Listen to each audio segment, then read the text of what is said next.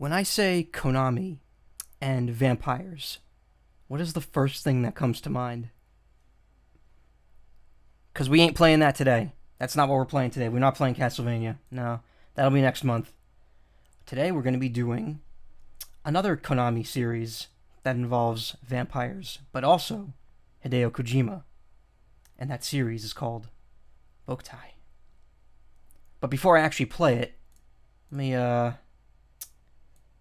run a little video here that I found that kind of describes what this game is perfectly, because it makes it a lot easier for me to talk about it afterwards. So let's load this up real quick.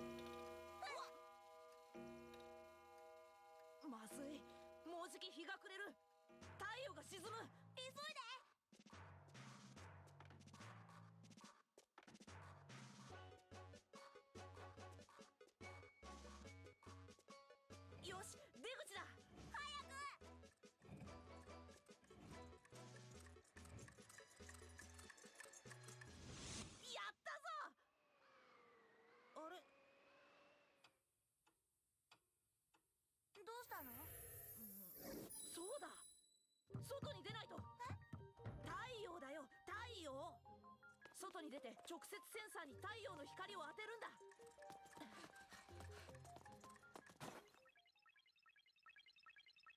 センサーが太陽の光を捉えた。よし、これでいけ。あれ、変だな。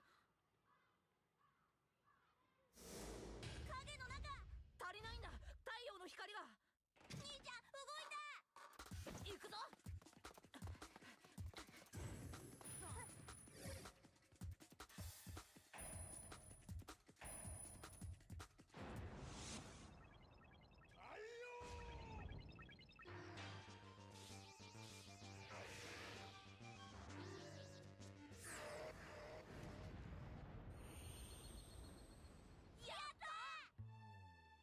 どうだい、すごいだろう。すごい。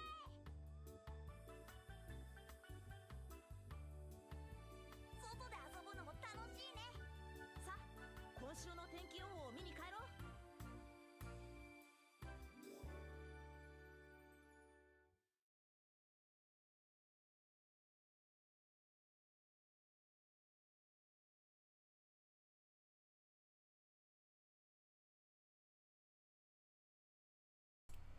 So yeah, that was a little over. No, stop. We're not doing Battle Network. Go away. Oh hey, lols. Thanks for the sub. So yeah, that's a little over the top, but again, it's a Hideo Kojima game, so you expect that. But I didn't actually see any messages. Sorry for the last 5 minutes because that video was full screening, and I only have one monitor. Yeah, a trailer with very little footage and mostly key art drawn for it. A rarity nowadays, aside from the low footage, because let's be honest, most game trailers don't have a lot of footage at E3. Also, that video said E3 2009, which is not true. That's like E3 2002. But yeah, this series, which I might as well start it up now because it's already been almost 10 minutes. Is it loading? I've noticed that ever since there's like an OBS update, this capture on this profile doesn't update properly, and I have to constantly re-add it. So yeah, this cartridge for this game is bigger, and it actually juts out of whatever GBA slot you plug into it, and then there's a little square on it that acts as a solar panel, which is actually like the same kind of like solar panel you'd see like on a house or something, just very tiny. Press the A button while preventing sunlight from hitting the solar sensor on the top of the game pack. So we're going to do that. Here's me putting my hand over the game pack. Hear that? Hear that? That's me touching the game pack. Okay, we set it up properly. So it is not daylight. Is it daylight savings time? Does it end or begin in spring? It begins in spring. And today is, wow, that's actually almost close to what it actually is. It's the 16th. This really doesn't matter much, but I'm going to put it in anyway to be as accurate as possible.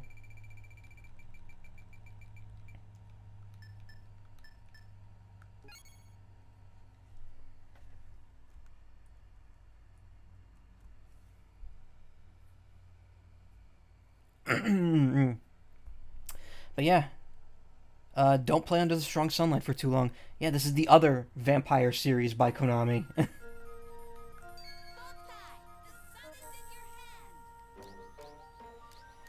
Let's see. Do I need anything in options first? Time, solar sensor setting.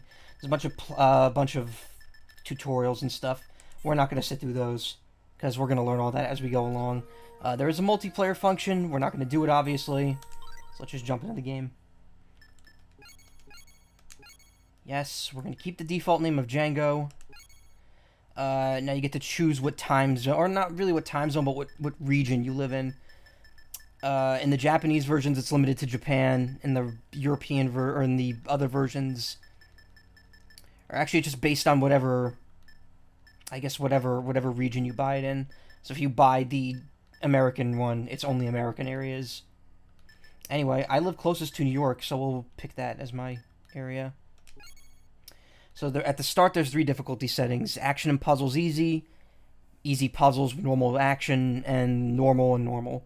And then you can also get hard, which makes both of them hard. I'm going to do normal 2 because this game is not too difficult. So we'll start on normal 2. This game is meant to be played in cycles. I'm only going to be doing one cycle, and it should take me about 2 to 3 streams to beat fully.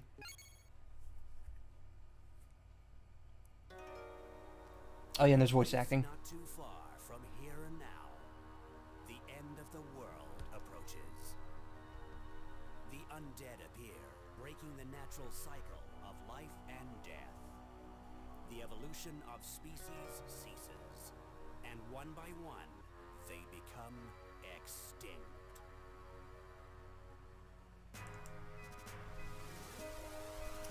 Istrakhan, the city of death.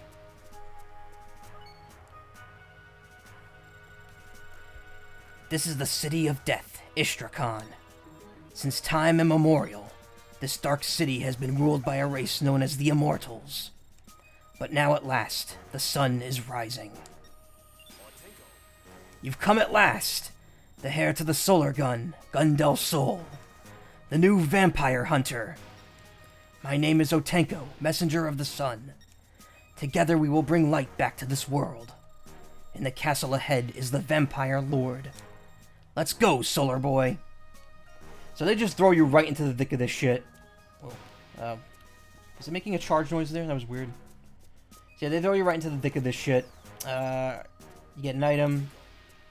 You're running away. You'll never live up to your father like that. I believe going this way is the same thing. So yeah, not too much explanation to start. You kind of just left to your own devices, though you do get a tutorial as you go along. You start with quite a few items. I got one red apple there. Yeah, Solar Boy. So we got a couple health refills, battery recharge, got your time, energy, blah, blah, blah. You got stuff for the gun here, which you start out with very basic shit. Standard battery, lens of the sun, purifies undead, fires shot only and cannot attack, only stuns, and I have no grenades. And now you get, like, there's also a map here. Those little squares are little individual dungeons. The designs are bigger dungeons. So yeah, and this map is not the only one. There's way more to this. I believe there's 3 or 4 areas. So the way the gun works, you just press B and you shoot. And some frames you can hold down B and do something else. Each shot uses your energy, which is on the bottom. It's the one with the gun. Oh, really? We're getting slow down? I wasn't getting that the other day. Ooh, that's ugly. That is an ugly amount of skipping right there.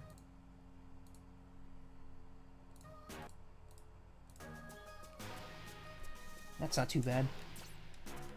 And then at the bottom, below the energy meter, there is the solar meter. That is determined by how much sunlight or any UV rays, you could use a black light if you want to cheap it out, is currently hitting the solar sensor on the game pack. Currently, there's nothing, which means that if I press the A button, nothing happens. I can't charge. However, if we move... Oops. If I move into the sun here, which I'm totally doing, by the way...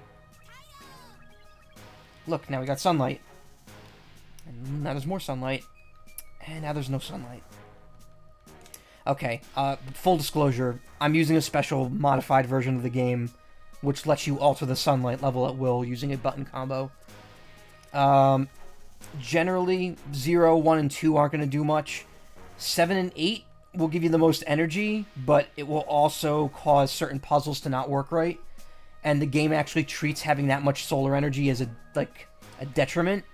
And if you play too long with the solar sensor that high, you'll actually enter an overheat mode where you just have to stop playing. Because Kojima was nice and didn't want people to hurt themselves. So, just for, I say balance sake, let's keep it at 4. So, you can see, like, when I'm firing, the solar energy kind of just automatically comes back into me. But if I press and hold A, it goes quicker.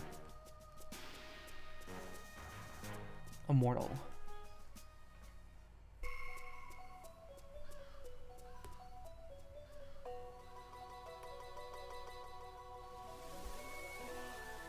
Fog Castle. Time to sunset, 4 hours, 29 minutes. So it's worth noting that all setting the time and region does tells you it makes the game calculate how long it takes to reach sunset and sunrise. It does not actually affect when the sun is out in game.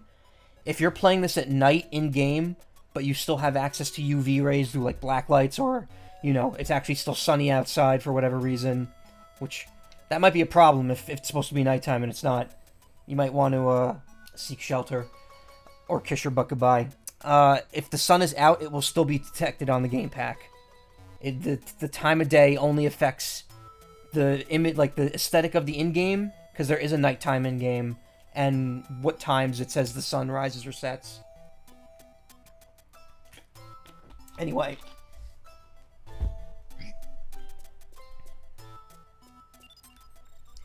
Here will do. Watch. This is the pile driver.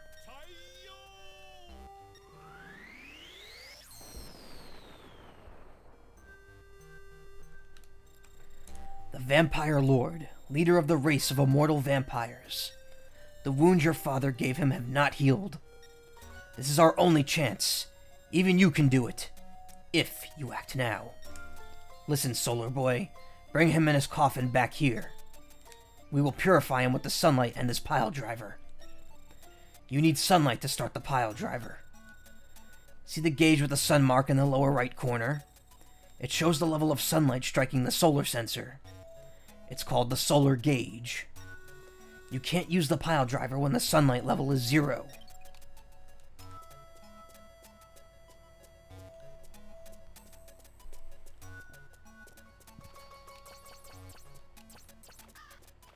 Oh, they can't hurt me. Fuck. So I can't hurt them. Burbs are invincible.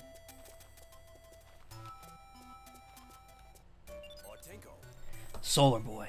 Let's go over the solar gun, Gun del Sol, one more time. Well, I mean, we haven't gone over it at all yet. Press the B button with the fighter frame equipped to fire a solar shot. Use the shot to temporarily stun the undead. Attacks from behind are most effective. But if the energy in your solar battery, see the sun gauge in the lower right corner, runs out, you won't be able to fire your solar gun. Recharge by letting sunlight strike the sensor. May the sun be with you.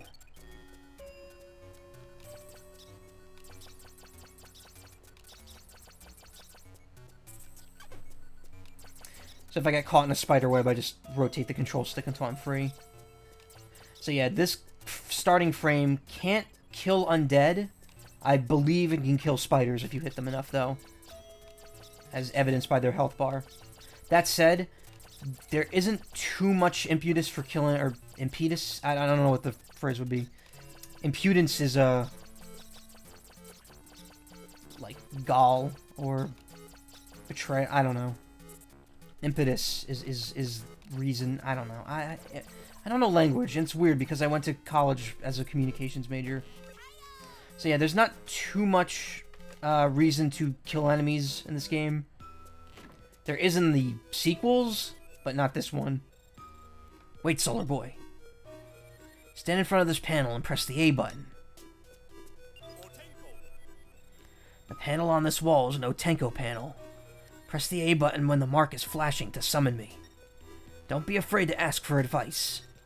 My knowledge might come in handy.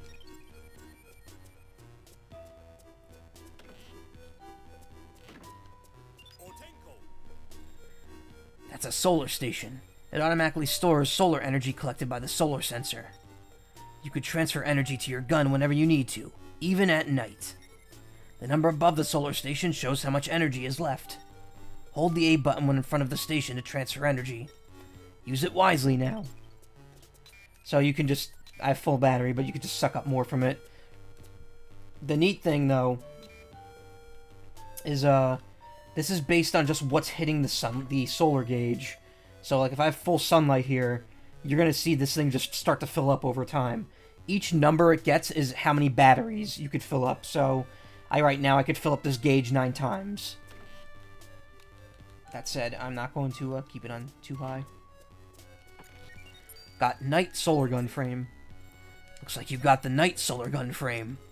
If you equip it, you can use the Solar Spread attack on the undead. Hold down the B button to fire the spread. Use the Weapon Select screen to switch Solar Gun parts. Press Select to bring up the menu screen and use the L and R button to select the item screen, weapon screen, or map screen. Try equipping the Night from the weapon screen. Tutorials. By the way, if you use the solar gun inside a dungeon, crystal spikes may grow up from the floor. Perhaps you've already seen them. These are solar bamboo shoots. They're made of hardened solar energy. 3 kinds of spirit bugs live in solar bamboo shoots. Solar bugs, which charge your battery, moon bugs, which restore your life, and darkness bugs, which drain energy from your solar gun battery. Best to run away from them. But you can attract the other spirit bugs by pressing the A button. Don't forget these solar bamboo shoots, my friend. So yeah, you fire, and yeah, these little things could pop out. Green ones refill your health. Yellow ones refill your energy. Black ones drain your energy. You like when Otenko does that silly wink? Yeah, he's very expressive. So, ooh, this looks really weird because of the frame skip not being on. So yeah, these... Oh, there's like a layering issue. That's weird. So normally when you're inside a dungeon, you'll notice the sun gauge is actually dark. I can't charge my energy when I'm not standing outside. However, if you stand under a sunlight like this, or sunbeam, you'll see the meter starts glowing, and I could charge again.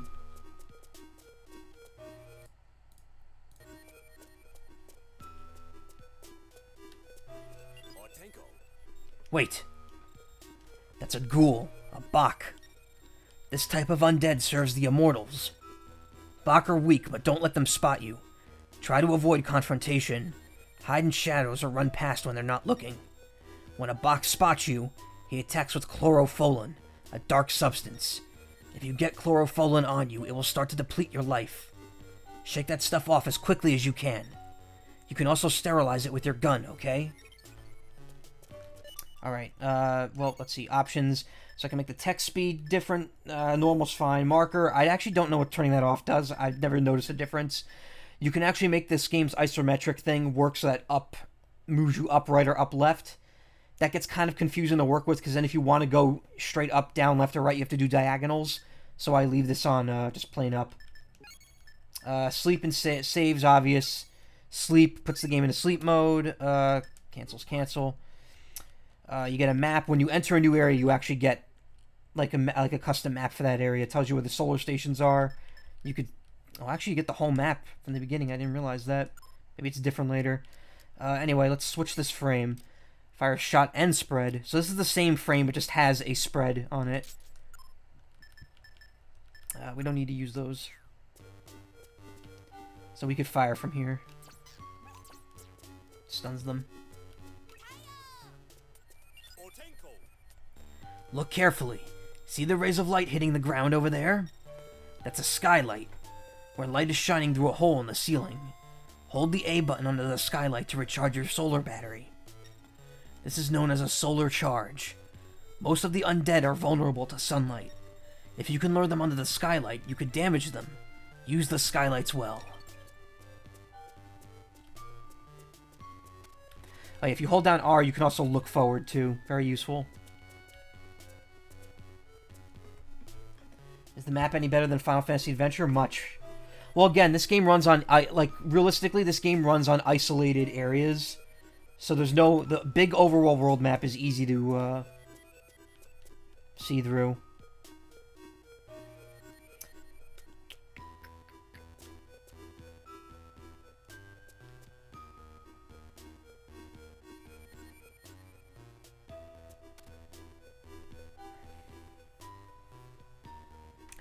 I could rush through this, but I'm going to play it easy. Just so I can get some substance out of this game. Because this game is pretty short. So now if I hold down the B button, I get this spread, which can kill undead. The undead kill and spread. Unspread.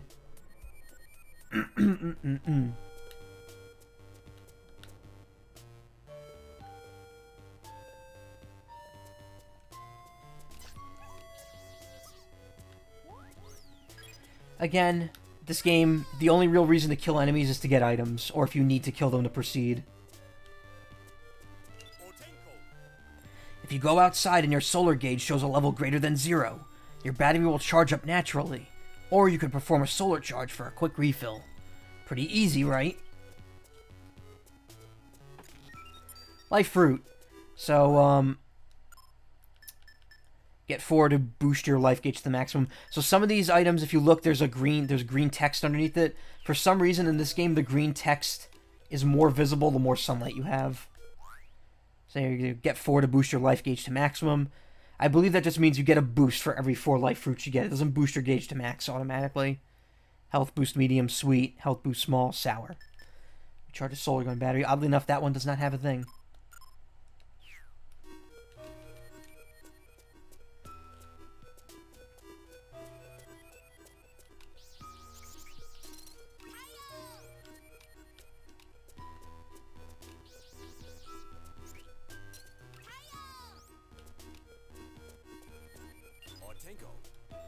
This belongs to the Count.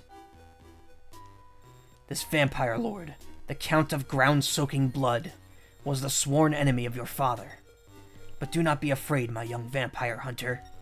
That crimson scarf holds the spirit of your father. You are not alone.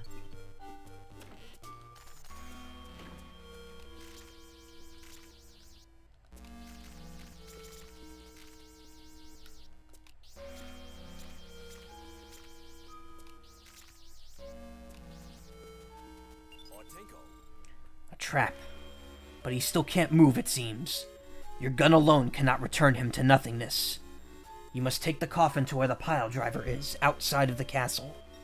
Get close to the coffin and press the A button to grab it.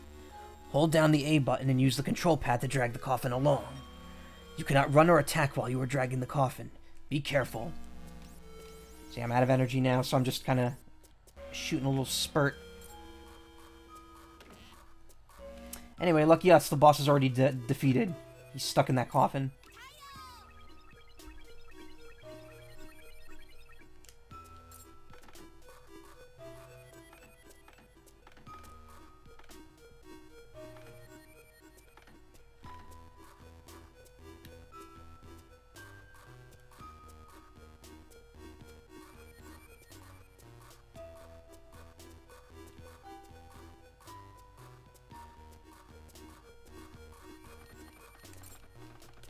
So you want to let go when that happens, because if you keep holding it, you get knocked down.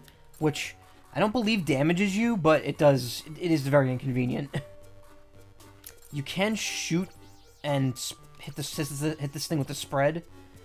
I don't know if that actually helps him calm down a bit, or I don't know. If you actually wait too long without dragging it, it starts moving back towards the room it originated from. Ooh, I got spotted.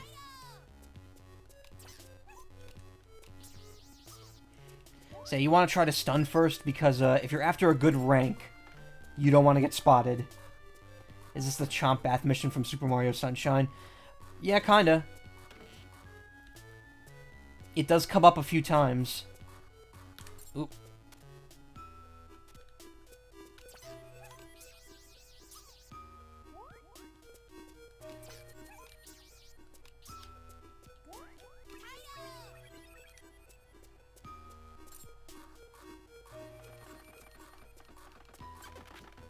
Yeah, no, that doesn't actually hurt you. It just knocks you over.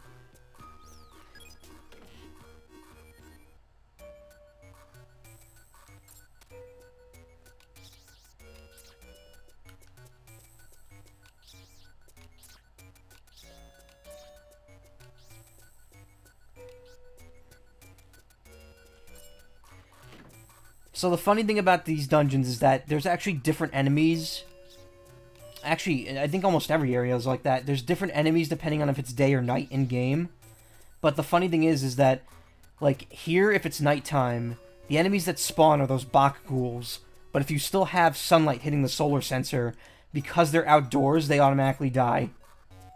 It's actually quite amusing to do this area at night while having the sunlight out.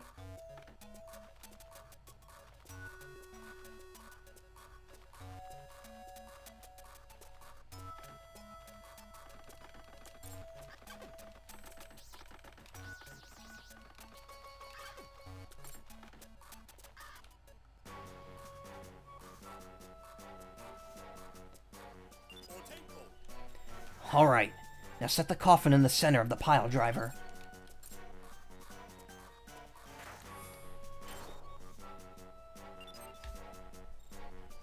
Good. Fire a spread to start up the generators that just appeared. Equip the knight and hold B button to fire solar spread. Blech. Sorry, I got distracted there and I tripped over my words. These generators have been blessed by Gaia, the motherland, and the sun's spirit, soul. With the power to amplify solar energy, the pile driver is the only thing that we can use to purify immortals. I don't know where I got the word able there. So anyway, the coffin's locked in place now. It won't go anywhere. Essentially, it acts as a safeguard so that, like, if you don't have any sunlight left right now, you could like, you know, stop playing and wait until whenever you have access to the sun again.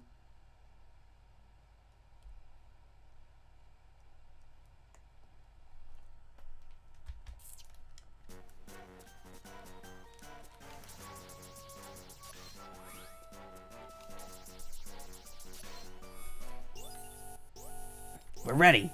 Press the A button over the shining emblem to start the pile driver. Is the sun out?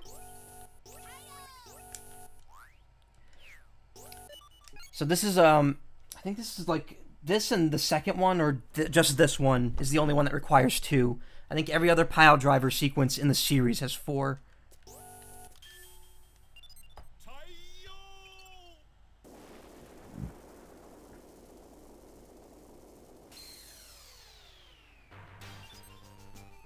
Starting purification. Destroy the vampire with the solar piles from the generators. The stronger the sunlight striking the sensor, the stronger the solar piles will be. But the vampire will resist the solar piles. When he does, hit the generators with a spread to boost its power. You can overcome the vampire's resistance. When the vampire's darkness gauge upper right hits 0, we win. Stop the vampire lord. You can do it, Solar Boy. So yeah, they resist by shooting dark energy up. Later vampires will actually also try to shoot you with stuff. But yeah, essentially each pile's beam is doing a set amount of damage to it. And if it's resisting, then that pile is not damaging it.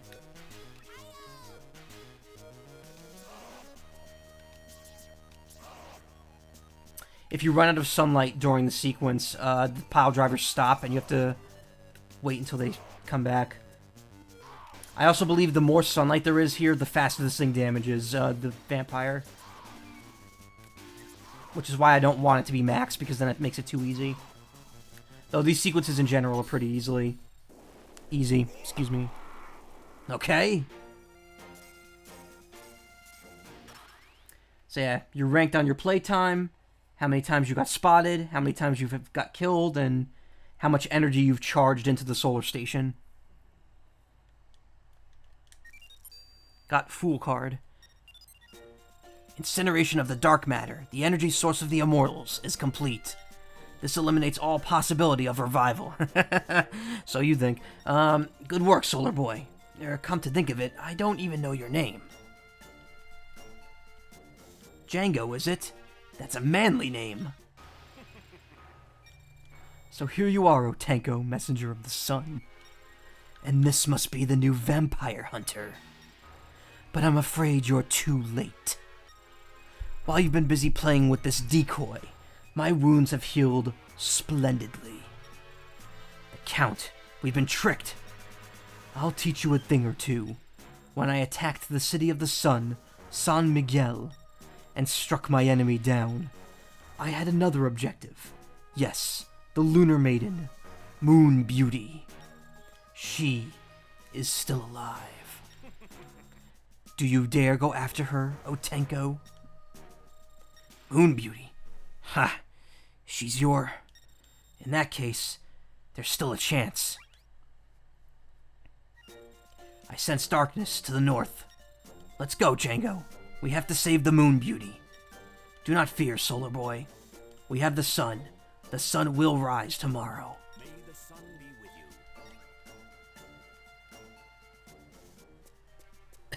you. Oh, that Tango voice hurts a little more than I would like to admit.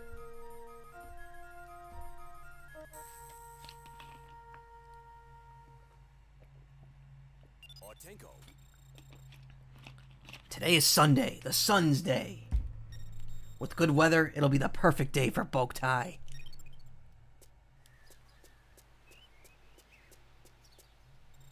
Django, I must talk to you about something.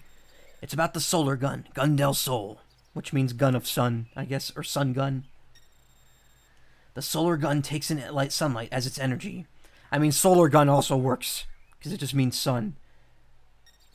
If you continue using it under strong sunlight for too long, it will overheat and then you won't be able to fire the solar gun. At the bottom right of the screen, if the gun mark becomes an X, that's a sign of trouble.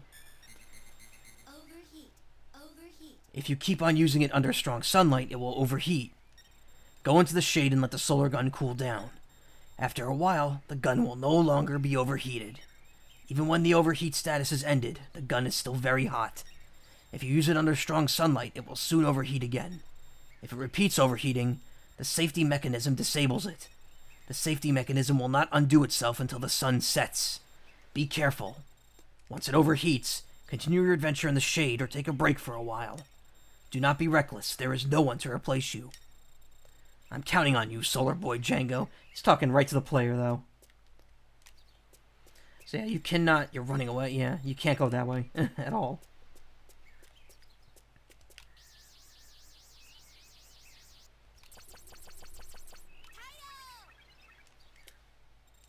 Django, north is to your upper right. Take the right for Fog Castle. The left road goes north. Find the Count and save Moon Beauty. May the sun be with you. It's really weird because when he says his name, it's a lot like... The voice almost sounds different, but I'm pretty sure it's the same guy. It's the same guy that does the narration at the beginning of the game.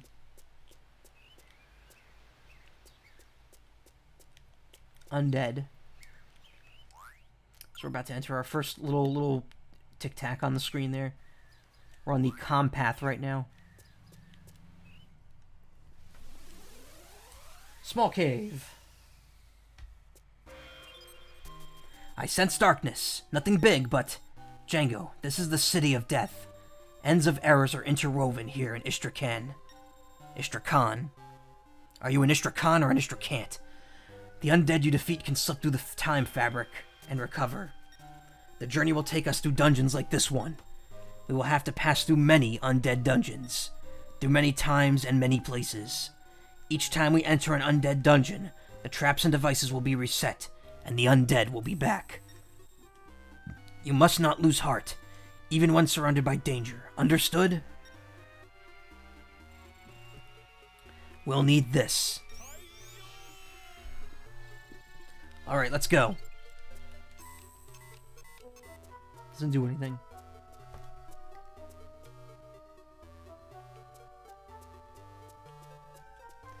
So red chests are just regular items. Green chests are usually one-time use items. Not one-time use, like one-time obtain items. And blue chests are unique to each dungeon. They usually have keys.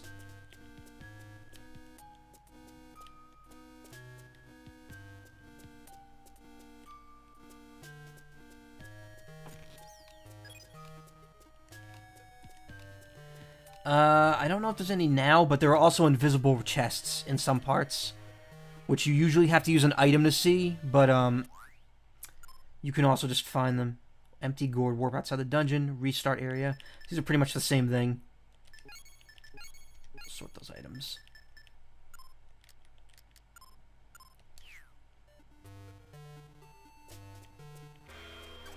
Oh, fuck.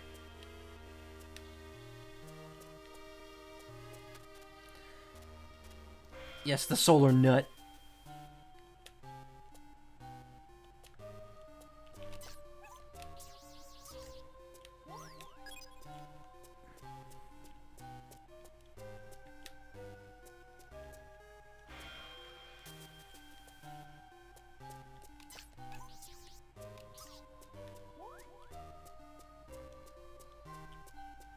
Is volume okay, by the way? I didn't really check the noise levels. I know this game is kind of quiet compared to some other GBA games, so I'm not sure.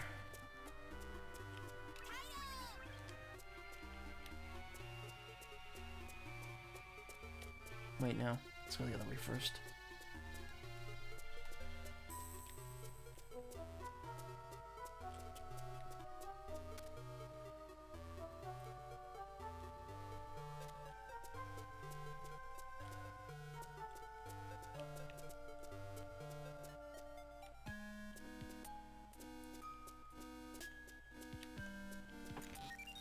Got the Axle Solar Gun frame.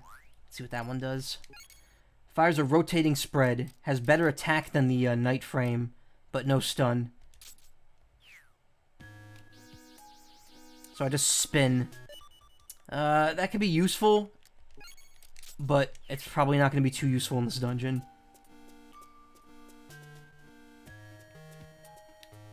Killing those guys is kind of a pointless pursuit.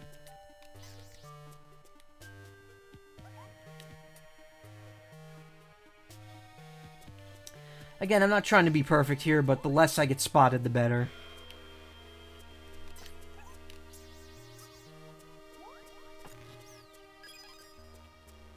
Silver medallions. I'm not exactly sure what those do. I believe you need those to get into a hidden dungeon. Collect them all, and... yeah, I believe there's one of those for each dungeon. Whoa! Actually, I better go back and kill those other two enemies.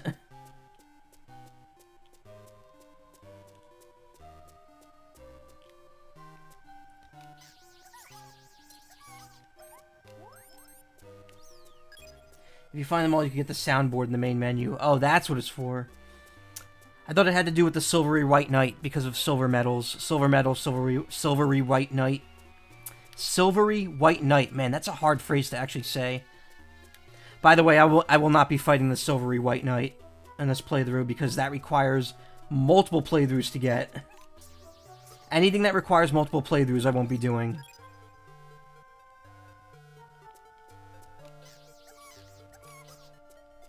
So yeah, hitting them from the back does more damage. It's kind of the equivalent of doing a headshot.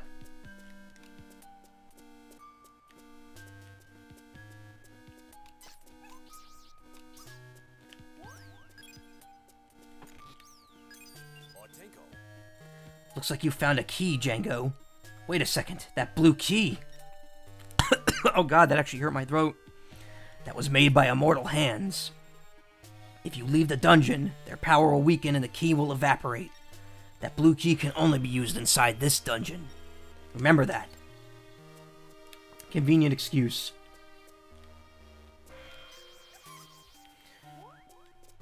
But yeah, you can see I kind of want to stun them first, because if I just start shooting them, chances are they'll spot me in the middle of their damage. Which, you know, again, doesn't make a big difference to the game as a whole, but it will mean that my rank, that I do get considered spotted, and it will bring my rank down if it happens too much.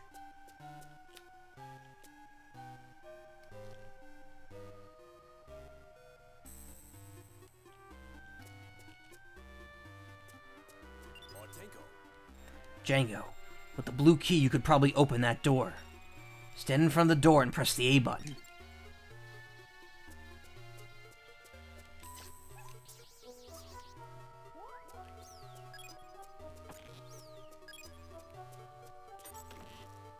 Use the key. Alright.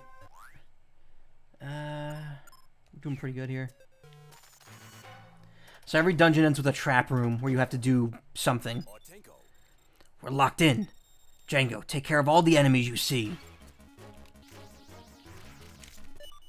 This is where that frame would come in handy.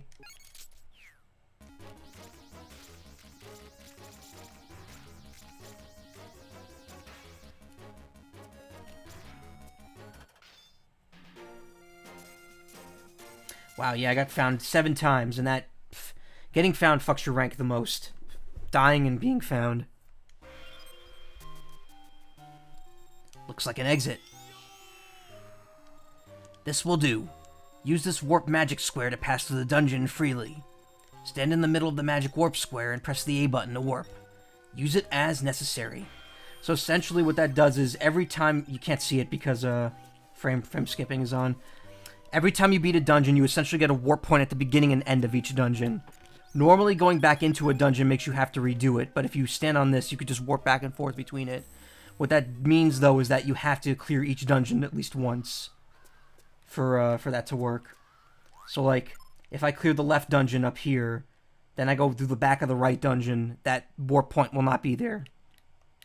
Or maybe it will. I can't remember, actually. Empty passage. Gate of the Dead.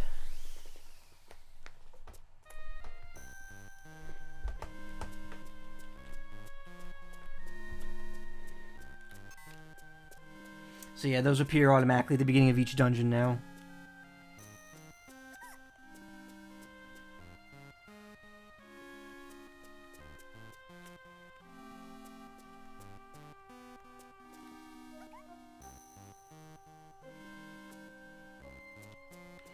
Oh yeah, and enemy positions usually don't reset when you leave a room. Oh wait, I don't have my stun frame on.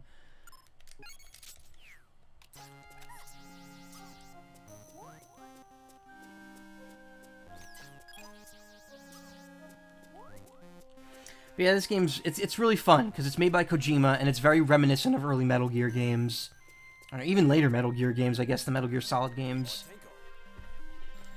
This wooden box is in the way. Django, you could probably push it, no? To push these movable blocks, face the blocks and hold down the control pad. I don't know how I fucked that up.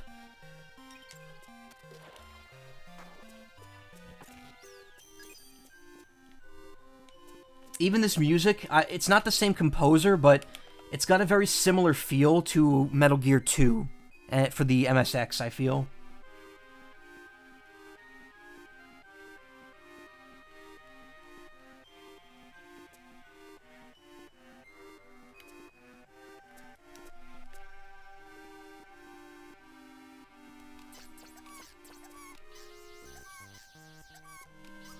That sucked. I believe that counts as getting spotted every time they do that, too.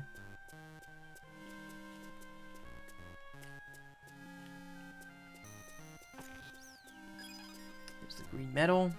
The metal. Not the green metal. Silver metal.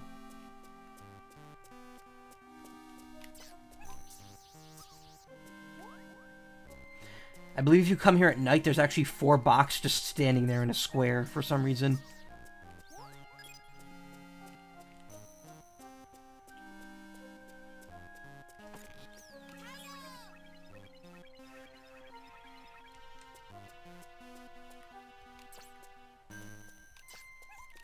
This game's a little weird with its depth. Like, if you shoot at a wall here, it clearly hits the wall. At the same time, though, the spread will hit above it.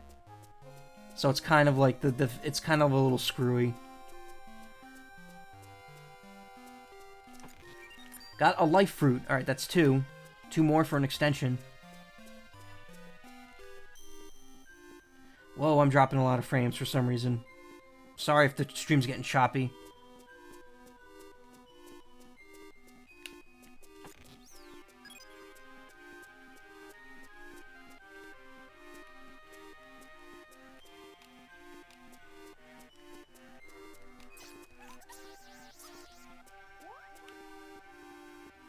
I don't know if white exclamation points count as getting spotted. That just means they were alerted to something. Red means you've been spotted. Again, it's pretty much exactly like Metal Gear Solid.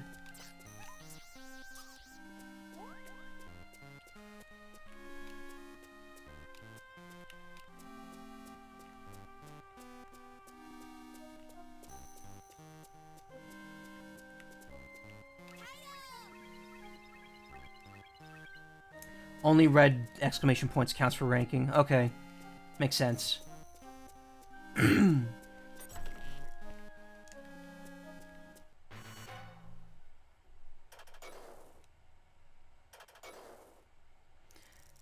Defeat the sword. So yeah, this is kind of a staple of the Boktai series. Sentient weapons that just attack you. Well, they're not even really sentient. They just move on their own.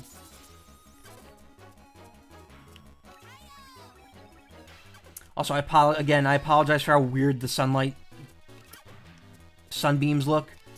I have frame skip on slightly just because if I don't, this laptop literally can't handle running GBA games. Kind of shit. B+.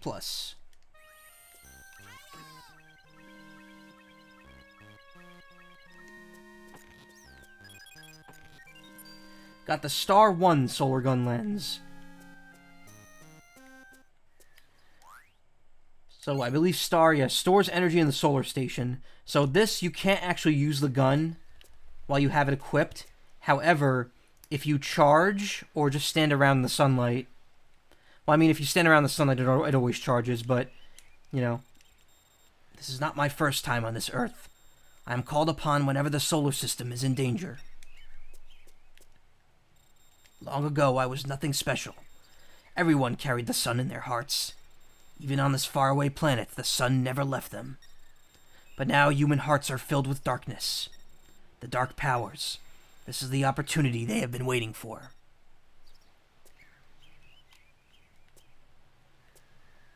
Oh, that's why I keep talking to him, because R is resetting my position. So yeah, if you charge the solar gun with the star lens on, it actually quickly charges the solar station. Pretty much every time I'm filling up a whole battery, what would be a battery on the bottom screen, or on the bottom of the screen, it's instead going to the solar station. Again, won't be a big deal because there's not going to be a situation where I have no sunlight in this playthrough. Also, notice how there's a 1 next to each of them? It's possible to make them bigger by constantly using them. The more you use a frame or a lens, the bigger it gets until it reaches level 3.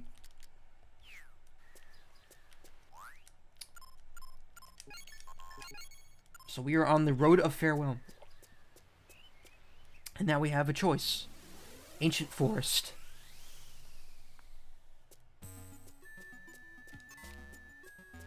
So unlike other dungeons, the Ancient Forest is outdoors. Django, be careful. That's a clay golem. A soulless statue made by ancient magic. Looks like it's in the service of the immortals now. When golems spot an enemy, they roll into a ball and attack. Don't let them catch a glimpse of you. They'll hear you if you so much as step in a puddle. Be very careful. I can't remember if you could beat them or not. I know you can, but at this point in the game, I think they're very strong. Or not. Never mind. They will hurt like hell if they hit you, though, while rolling.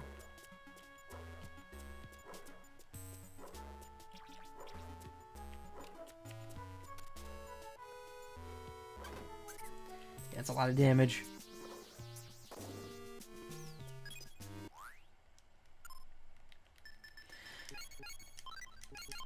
Oh, wow. No wonder you get so many of these. That refill is very bad. But yeah, this game kind of emphasizes just throwing items at you and carrying as much as you can. Later games actually do away with that and actually have an inventory system that limits you. This, you could just grab whatever the hell you want out of chests.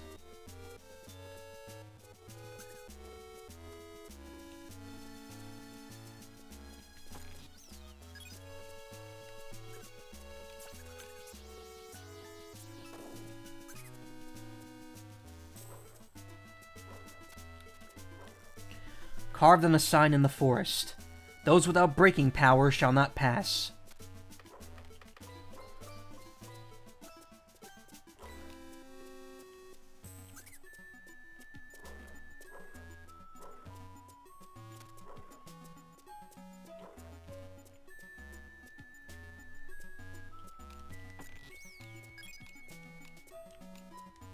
If you see me doing that randomly around spots, that's me looking for hidden chests.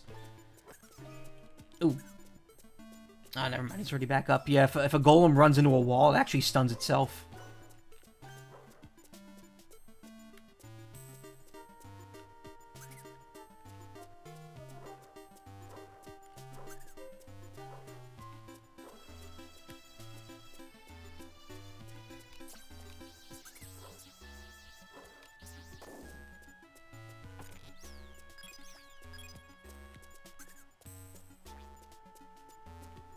This dungeon kind of sucks.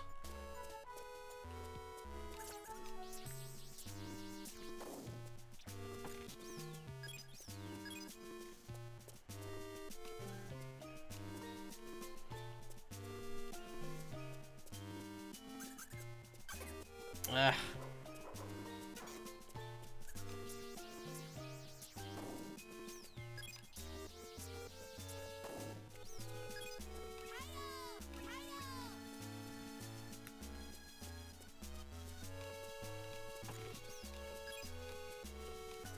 Red Papal. Let me go back the other way, because I feel like the other road would have led to a dead end.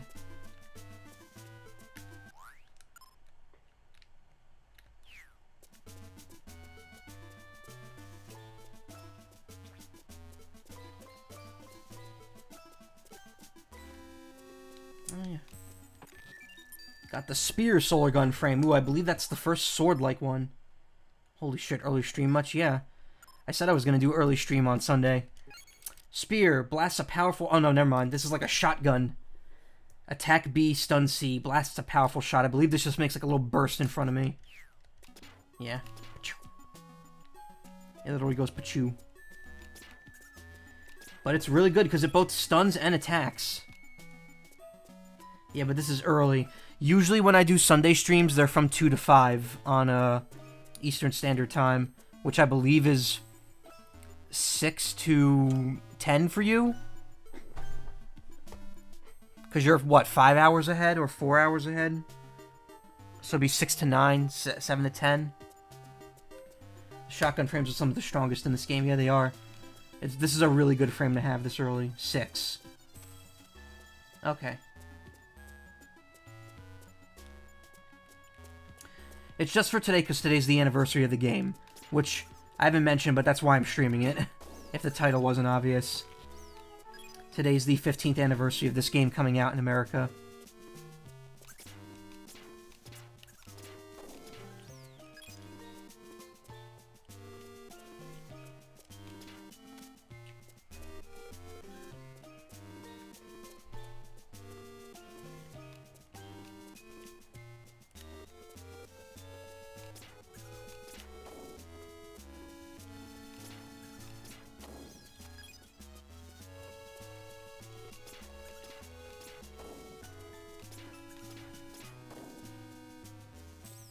Definitely one of your all-time favorite GBA games. Same here, actually. Well, no, I mean, I like this series. 2 is my favorite, though. You know the cool trick to level the Dark Gun lens without having all the Dark Gun parts? No. Or maybe I did back in the day.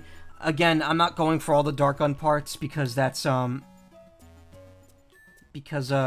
requires multiple playthroughs, and I'm only doing one. This isn't a 100% playthrough. Defeat all golems.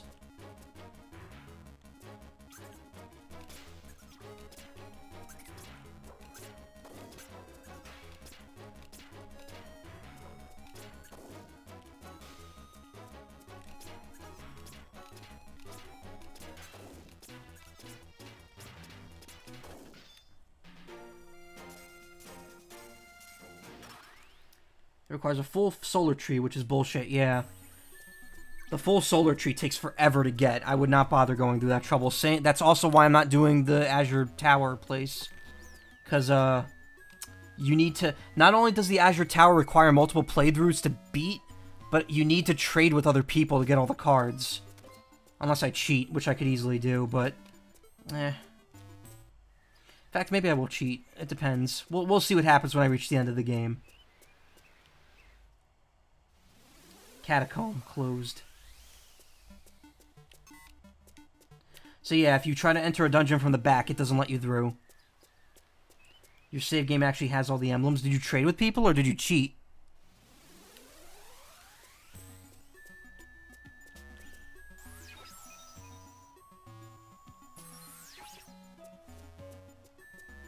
Or maybe you get one emblem per playthrough? I can't remember. Oh, you knew another guy with the game, alright.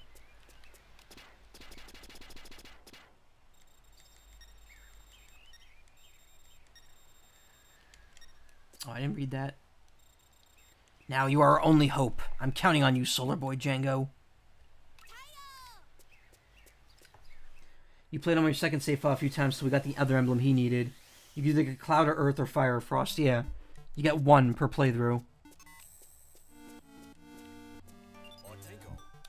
Shh, Django, keep the noise down. These are mummies, undead servants of the immortals. Mummies cannot see, but they have excellent hearing. If they hear footsteps, they'll find you immediately. Flatten against the wall and proceed quietly and carefully. Hold down on the control pad in the direction of the wall to flatten against it. Then move along the wall with the control pad held down to stay flattened.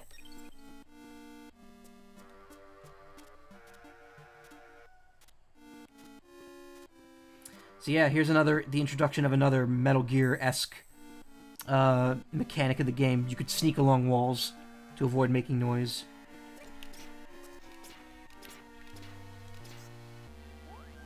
Of course I gotta shoot them. When you're in the Frost Flame pool, you just need to save before the cutscene when you get your emblem, and you'll be able to reset until you got the one you wanted. Yeah, but the problem is you still only got one per save file, so...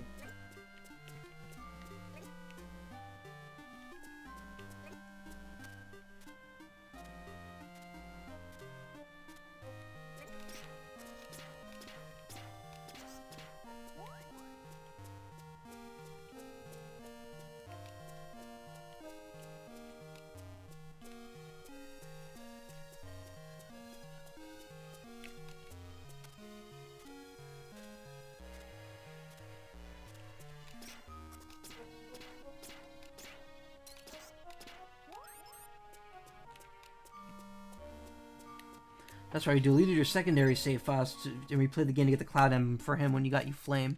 Oh, that's nice.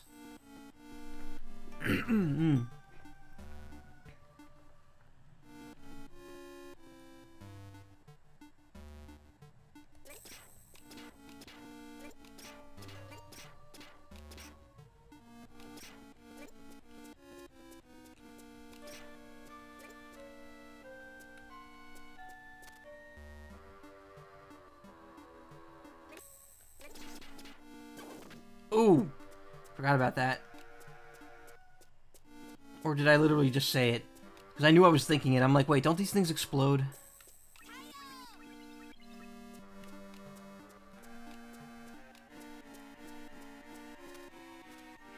Don't you have a tiptoe nut? Not this early in the game, no.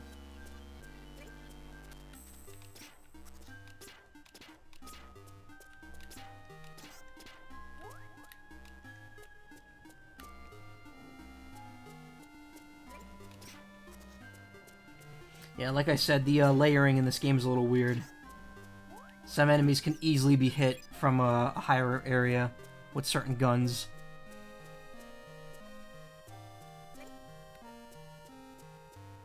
Green room. So if you see a green arrow on the map, that means that it's a refill station slash healing area. Oh, look at that. That was the green metal. So yeah, some of the treasure chests are hidden. There's a thing called, I believe it's called the See All Nut, but I don't have one yet. The shitty thing about the Azure Sky Temple is that every time you go through it, it grows 3 levels, and only once it's 99 levels do you get the infinite battery, which you never want to go out of your way for. Yeah, that's why I don't want to stream that, because it's going to take forever to finish it, even if I cheat to get all the emblems.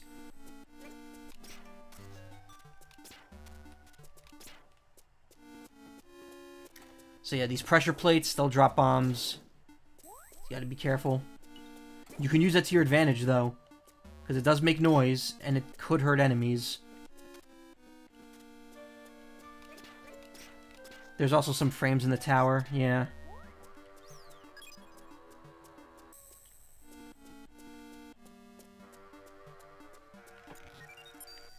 Got Beat Mania Solar Gun frame. Really? Beat Mania? I didn't realize that was the name of a frame. Oh, right. Charms enemies with music. This makes a noise when it hits the wall. It's very much just like the Night frame, but it makes a noise.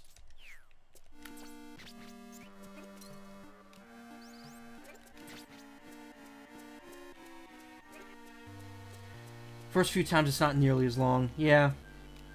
But you gotta go through it every time to get more. Maybe I'll run through it once on stream. We'll see.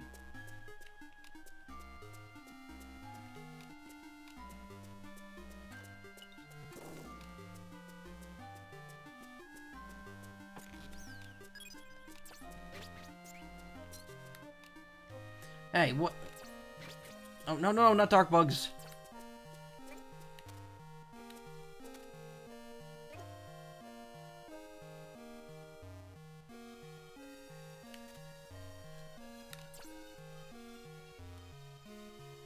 Kind of sucks that you can't show off the optional boss. I'll just show a video of it. Oh, I'm out of gun. Also, why is this? I guess it can kill, unlike the knight and fighter shots. Still, we don't need it. Get rid of it. So yeah, solo nuts are pretty good. They refill about a little more than a quarter, or a little less than a quarter of your energy. Oh hey, what's up? Watch for bombs ahead.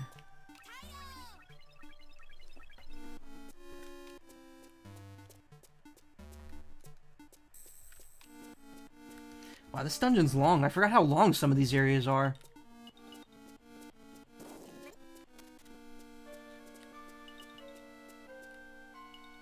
Oh, he knocked it away.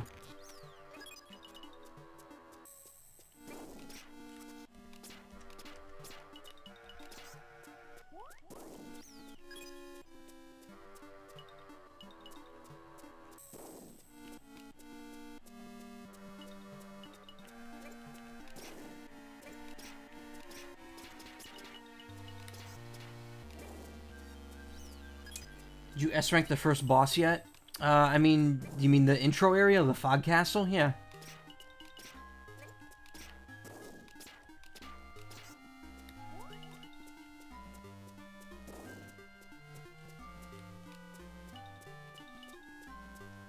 Nah, the actual boss. No, I literally just started. Count what's his name? No, that'll be probably next actually, since I think this is the last dungeon before then. Oh, I actually got spotted there. Oh yeah, so if enemies get hit by bombs, they get ignited and start taking extra damage. I believe actually it's only for the mummies because, you know, bandages, but whatever.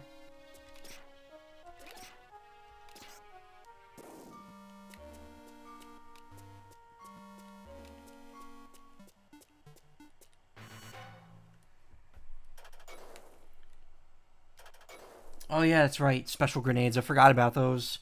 I thought you had to find them. Alright, so defeat all mummies.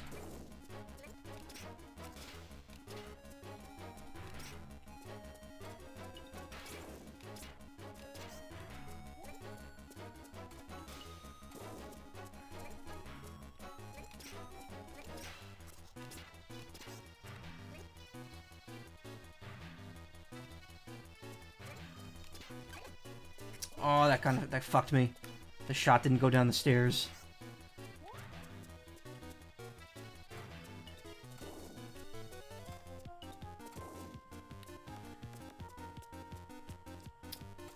When you reach the maximum score, yeah, if you get 9,999 points in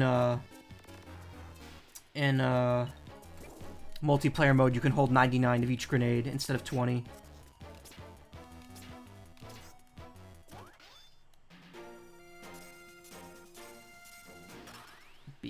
Took too long. I took too long. Now my candy's gone.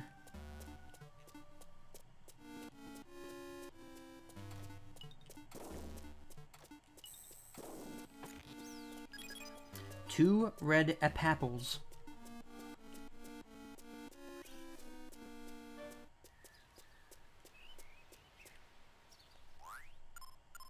Road of Reunion.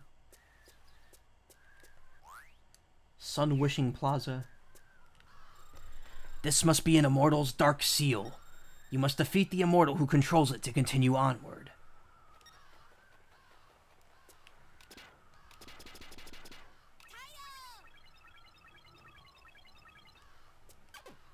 Yeah, touching that thing actually hurts. So we can't go to the question mark yet. We have to go there. Also, when you beat a dungeon, the little part in the middle disappears. To let you know that you've beaten it. So good job. You did a thing. Okay, we're good.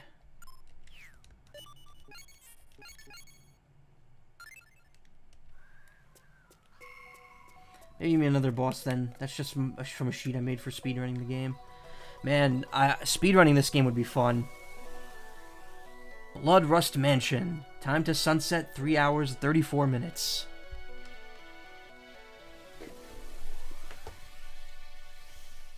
Also, hold on just a moment. Wow, am I still dropping frames? Unbelievable. Well, I guess it's kind of stopped, but... Alright, put down that PD. I will summon the pile driver.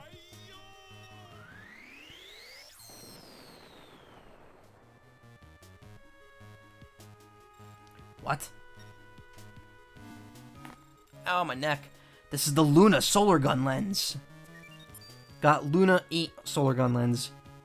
That used to be the Moon Beauties. She came here. No, it must be one of the Count's traps. My solar sense tells me there are immortals around. This is an immortal dungeon. Stay alert, Django. Oh, excuse me.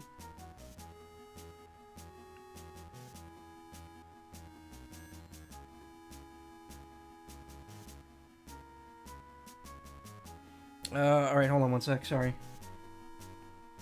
Speedrunning it would be hard because this is the only method I have of recording it. I cannot record off my TV, and if I could, that wouldn't matter because I'm using the original cartridge. First off, I'm using a modified ROM, which allows me to alter the sunlight level, so that's problem A. Problem B is that my laptop is so bad that just trying to stream this game without any sort of frame skip on is causing it to lag. So even if I wanted to learn the game, actually conceivably doing speedruns would probably be out of the question. Boktai pretty much takes place in real time, huh? More or less. You do set your time and region so that it knows when the game should be night or day. But if you are in the light, even if it's nighttime, it still counts. So it does not matter. Oh, my neck. Sorry, I hurt my neck a bit. I cracked it. At least in the first one, you could just change the clock whenever you wanted, true.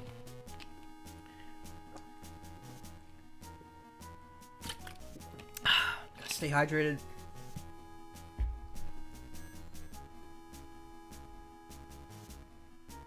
Hold on. Alright, I got a notice about something. That was good for Mr. Rain, not yeah. Okay, alright. We're good.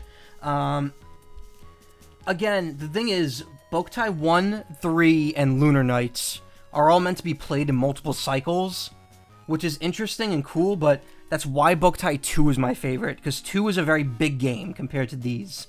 2 is much bigger, and it lasts a lot longer, because it's meant to be played once, and then you just do extra shit once you've beaten it.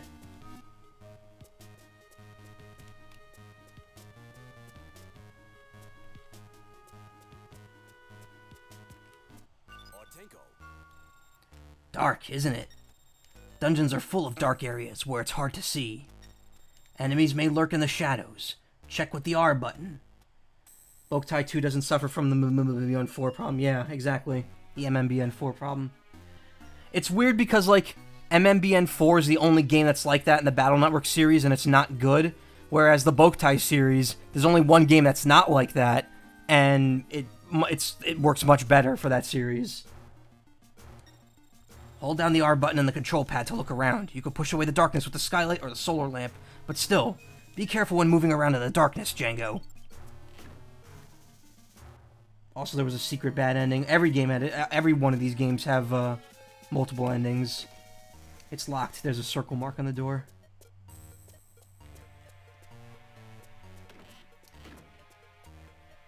So yeah, wherever you move the camera is wherever you could see.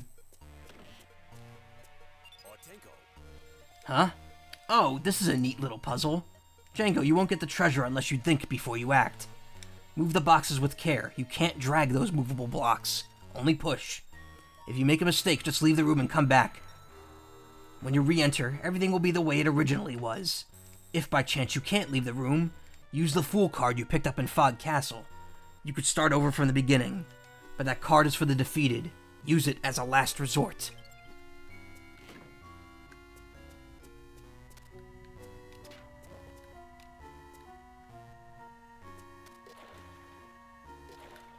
That puzzle was so hard.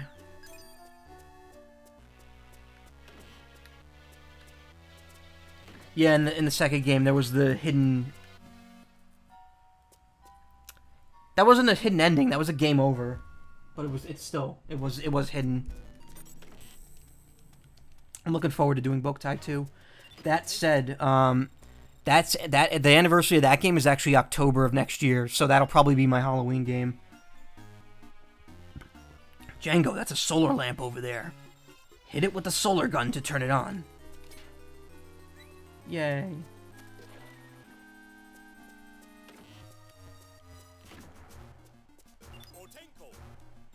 Django, there's an undead over there. A guard. Knock on the wall to get his attention. Press the A button when flattened to hit wall. It's a useful technique. Try to master it. So yeah, this is the definitive Metal Gear strategy right here. You can flatten, and you can knock the wall to attract enemies.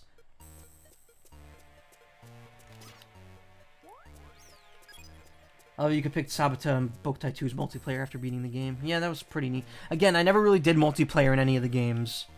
I didn't know anyone else that played them.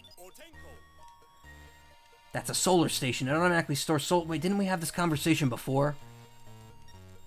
I feel like we had this conversation before. I was supposed to go the other way. Also, I shouldn't have mentioned that character by name yet.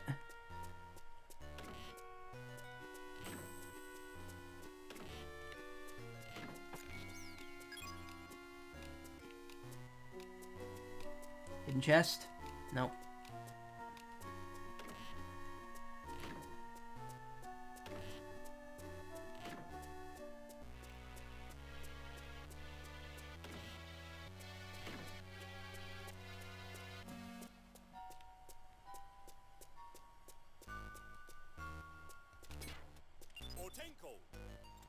That lattice door over there must be some kind of contraption. The switch on the floor looks like a weight switch. Is there anything you can use as a weight, Django? Okay, so you get where we're going here.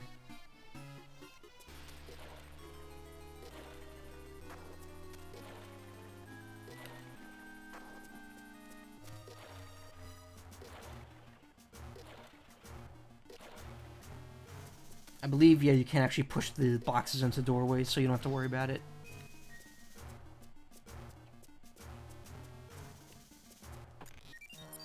Got the double solar gun battery. So the way these work is they just add more battery to your thing. Like you can have, and they work separately too. So like this battery with extra tank, 2 times capacity. So now this has 2 batteries, this has 1, and they fill up separately. So you could just have them all filled and essentially just have 3 batteries. Once I fill this one up, I'll switch to the double. It's very useful. Also very different from how the later games all work.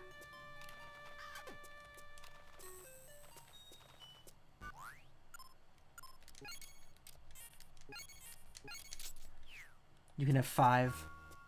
Up to 5, yeah. So that's an ice block. We won't be getting that. We won't be getting past that for a while. Yeah, there's actually a few puzzles in this game you actually have to come back for. Like in that Golem Forest, there was something that I couldn't get just yet.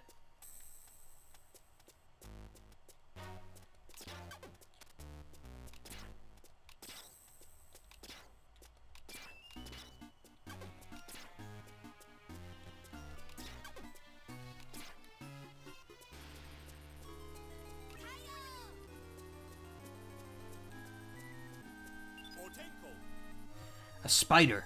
You can blast its spider web with sunlight or light from your gun. The red ones are poison spiders. Watch out for their poison.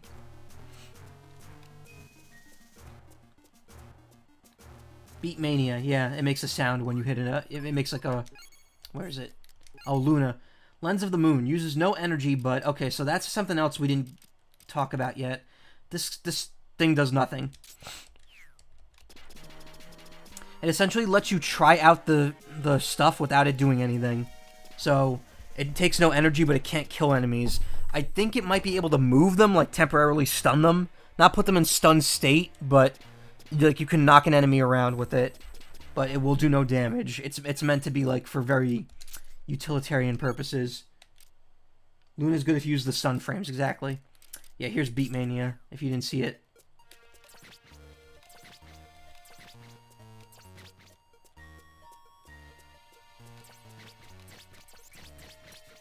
Oh, fuck. Well, whatever. Better time than Nenny to get hit by that, since I could just refill right here. Anyway, the Beatmania one isn't a good frame.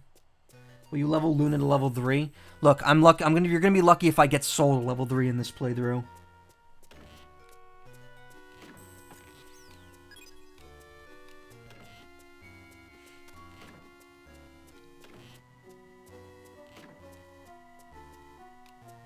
Oh, no.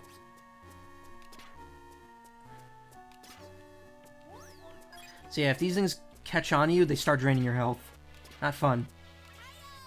However, standing in the sunlight will get rid of them.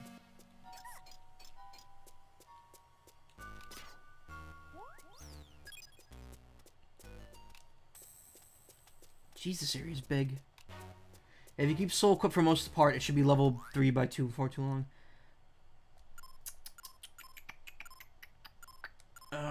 Hold on. Do we have... No, we don't have the map. I know Boktai 3 you have to collect maps. But, I don't know where to go here.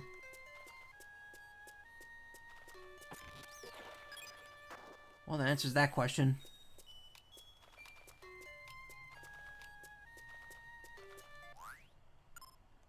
Speed Nut. Speed up. That's pretty useful. It makes you run really quick.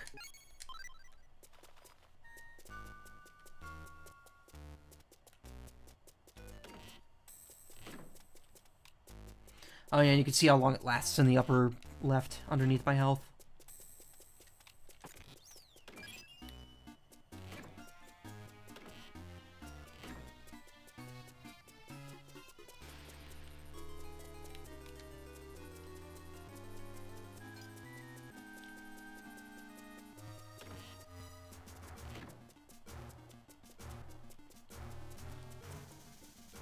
Oh, why'd they come back? East Wing Roof. Alright.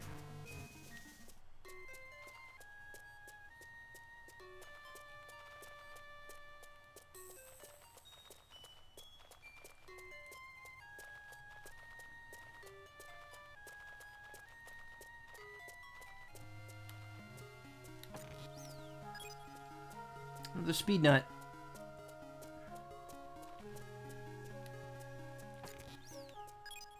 I didn't see what that was. A banana. Extra strength.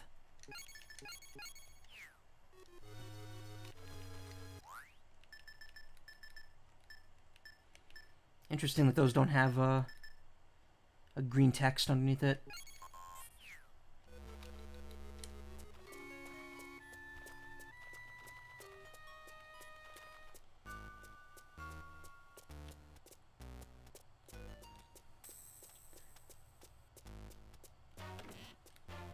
Yeah, bananas did it first. They did it before Breath of the Wild. Before the mighty bananas.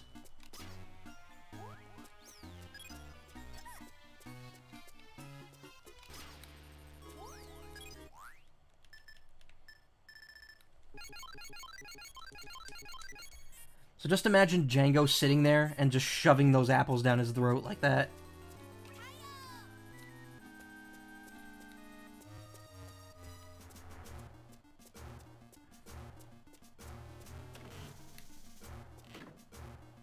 Metopia did it before Breath of the Wild. Metopia was... Wait, when did Metopia happen? Metopia came out in America after Breath of the Wild. But it did come out in Japan first, you're right. Because Breath of the Wild came out everywhere at the same time. And Metopia was 2016 in Japan. A weight switch and a lattice door. Doesn't look like there are any movable blocks either. Maybe something else?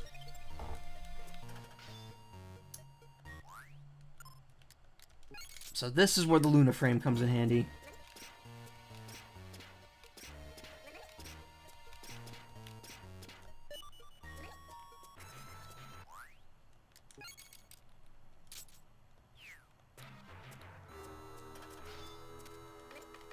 Actually, never mind. The Luna frame does nothing here.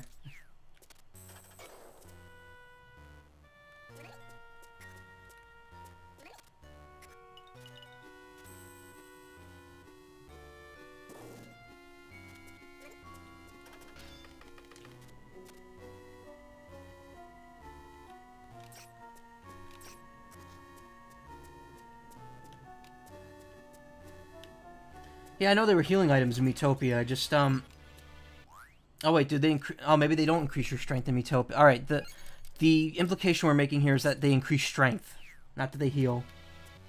If you have grenades, you could just shoot one over the wall and attract it that way. That's true, but we don't have grenades because this is initial playthrough. Entrance, courtyard.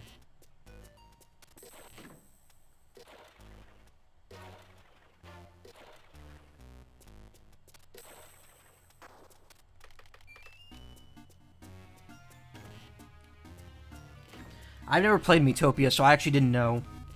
I know Metopia has revival, like, candy. Or whatever it's called. No, aren't the bananas used to revive in that game? That's what a banana's for. It's a revival banana, isn't it? The thing that made me stop playing Metopia was the utter lack of endgame. What do you mean, the utter lack of endgame? I thought there was, like, an extensive endgame in that. And it was, like, very difficult. That's what I was led to believe, anyway. HP bananas, okay. Again, I never played Metopia. I kind of wanted to, and then the time passed, and I was like, even if I could now, I don't think I want to. Enter the numbers according to the sum. What is it, a code? Is there a sum somewhere? Maybe numbers can be added to find that sum. Man, the Count loves numbers, because he loves counting, get it? Experiment a little. Use the A button to move the levers.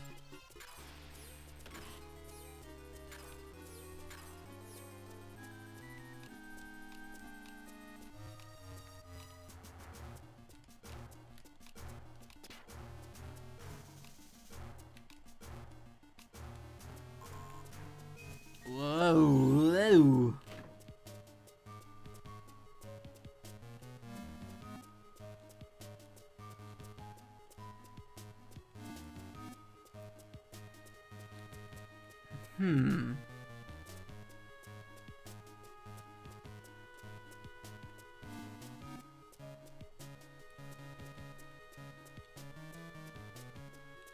I feel like the shape of this courtyard is trying to tell me something.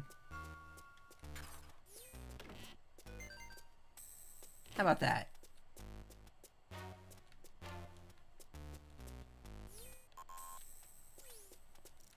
Turn over the days and enter the time order.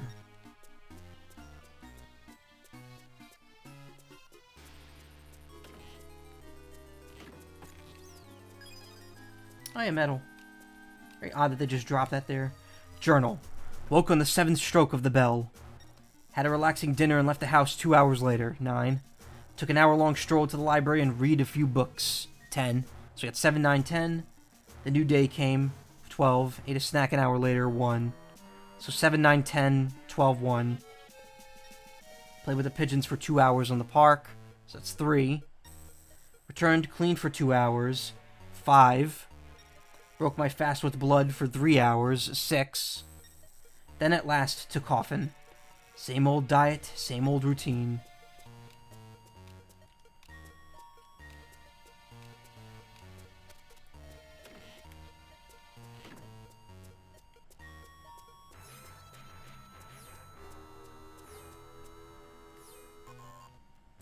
No.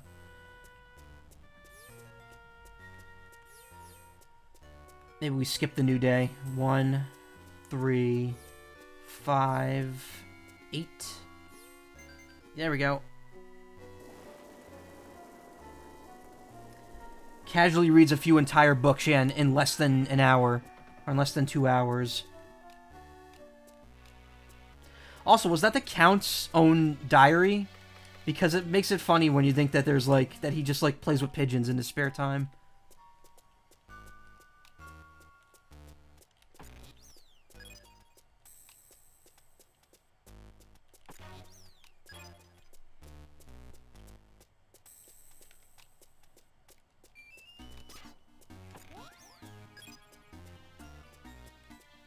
What else are you gonna do when you're immortal? I don't know. I mean, he's up to something now.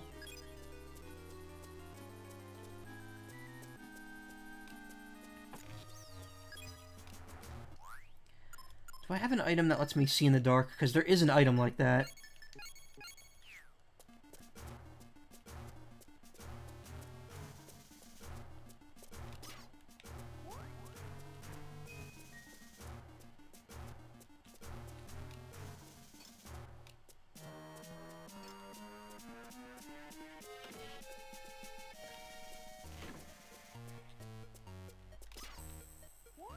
You mean a grenade, right? Oh, right. Look, again, I haven't played this game in a while. I can't remember a lot of Boktai 1. 2 and 3 were definitely what I... Well, actually, no. I probably spent less time with 3 than I did with 1. 2 and Lunar Nights are the 2 games I spent the most time with. 1 and 3 I spent less. But I just get Red Shroom. Curiouser and Curiouser. I can't remember what that does. I think that makes you shrink when you eat it. Why not? Let's try it. Yep. I can't fire my gun or do anything that requires, like, sprites beyond moving.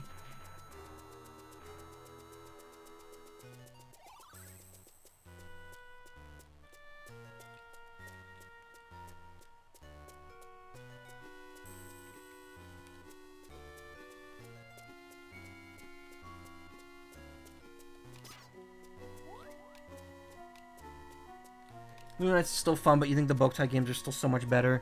Well, I mean, it's weird because in Japan, the title of the game is led to believe that it's like leads you to believe that it's another Boktai game. Which, I mean, it's in the same series, but they refer to it as Boktai DS, which works because Jenga, the two named characters named Django and Sabata. Which is very weird how that worked out with the DS. Alright, so I have 2 options here. I can push this and go in there. Or actually, I could do both.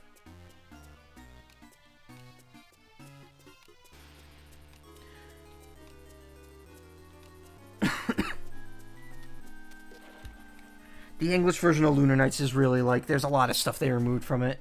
It's unfortunate.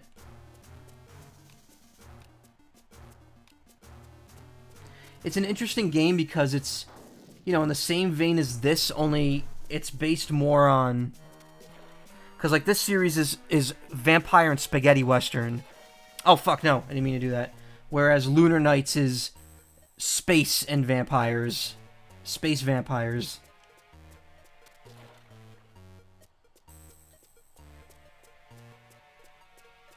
Also, Lunar Nights is more of an action RPG instead of a stealth action game.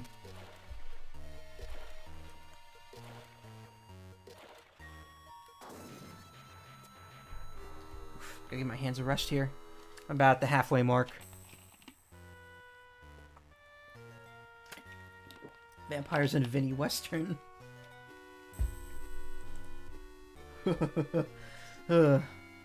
There's some space in Boktai too. Yeah, but very little.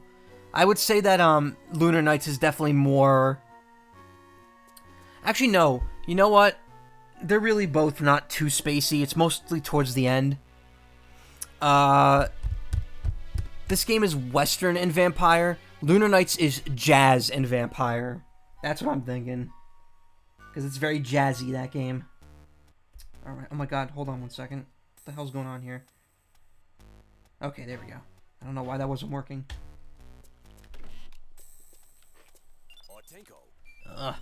Can you feel that, Django? The dark sensation coming from beyond that door. It might be the Count. At last, Django. Yeah, at last. Meanwhile, I don't even have the key to the floor above me. In Lunar Nights, you go to space after every single boss. That's true. We can't get through here yet. We need a heavy object.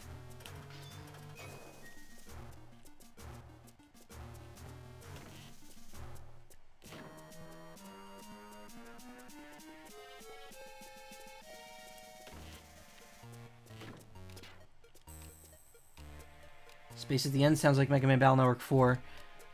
Yeah, kinda. I have another reason for playing this game in mind. It's not just the fact that I like Boktai and the fact that it's its 15th anniversary. There is something else regarding the series that I haven't mentioned yet, and I'm not going to just yet. I'll talk about it, because this game has no connection to anything else. When the time comes, I'll explain it. A lever.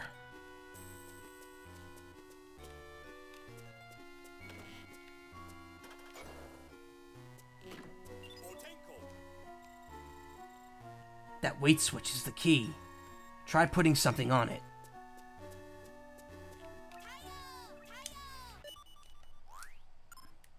So this is why they give you the fighter frame, so that you have a way of knocking enemies out and just pushing them onto switches.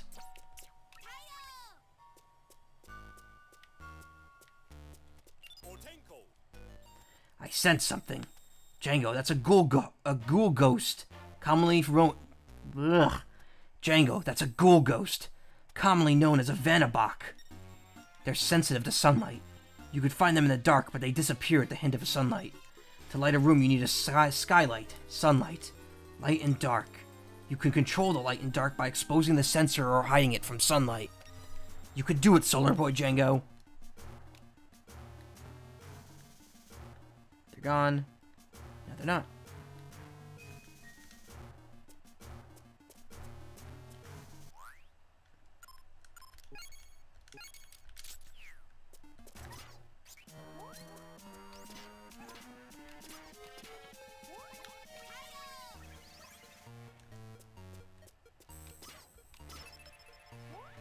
Level up! Alright, so I leveled up my lens. So now see Soul is a little bit bigger. It's Soul 2. What that means is I think it just does more damage now. And that's it. Luna and Star, you have to use grenades to level those up because they don't do damage on their own. And since there's no grenades right now, I can't really do that anyway. Actually, that's where you use Luna. Well, no, because Luna still doesn't stun when you're using it.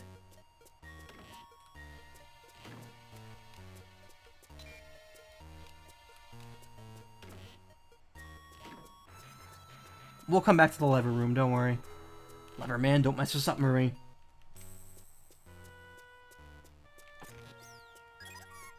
Oh, shit.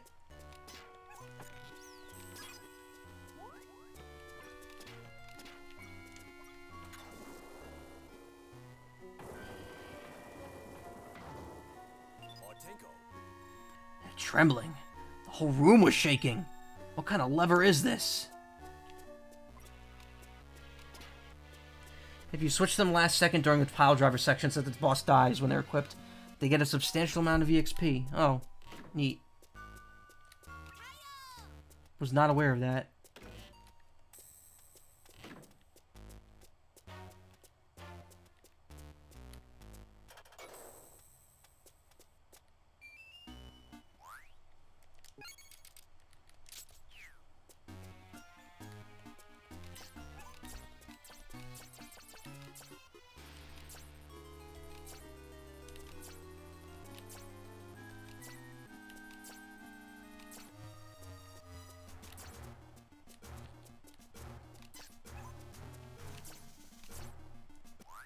That's how you level up Dark. Oh.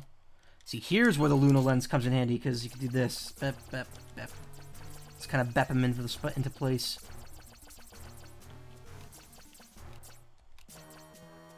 Actually, but now they're going to wake up, so probably best not to.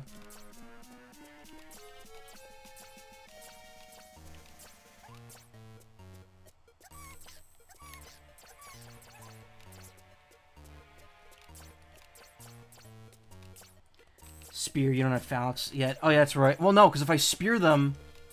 Oh wait, I guess if I spear them with Luna, it wouldn't kill them. Whatever, it's already done. The deed is done.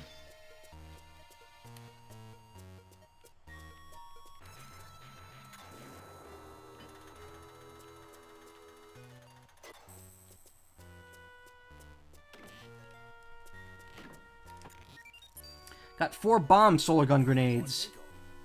You got a bomb solar gun grenade. Grenades are a type of weapon for your solar gun. The bomb explodes on impact. One blast is enough to defeat underlings. Bomb grenades can be shot across walls that are 1 block high. You could get enemies from behind a wall. But bombs make a loud noise when they explode. Be careful not to attract unwelcome attention. Equip grenades from the gun screen and press the L button to fire. Unlike shots and spreads, there's a limit to how many you can use. Ready, Django? Line up the wooden boxes from here to here. Simple, right?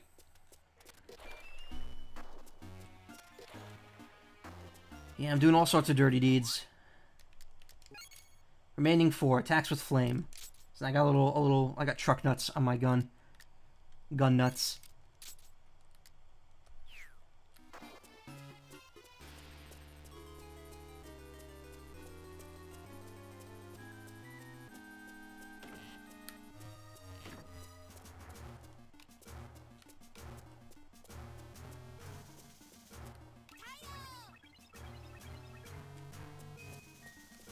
Huh.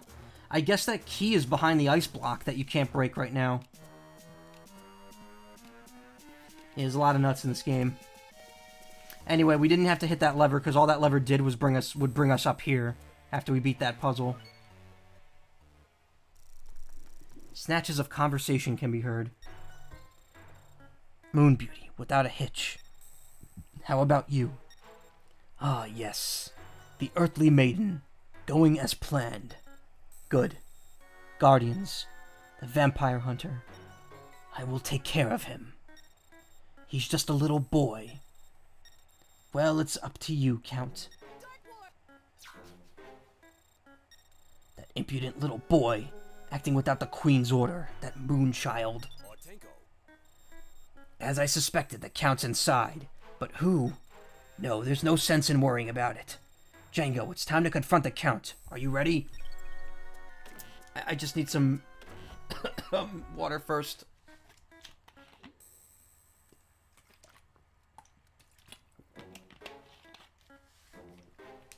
Well, the difficulty in the game affects two things, puzzles and combat. If I'm not mistaken, Azure Sky Tower doesn't have puzzles, it's just combat floors. And the difficulty affects the enemies, and I believe the enemies are just stronger. Yeah, once you have a bunch of, like, revival fruits and stuff like that, it really doesn't matter.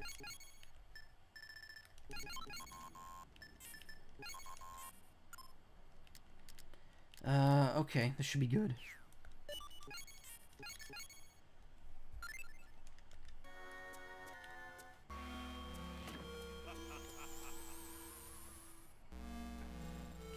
So nice to see you, little hunter.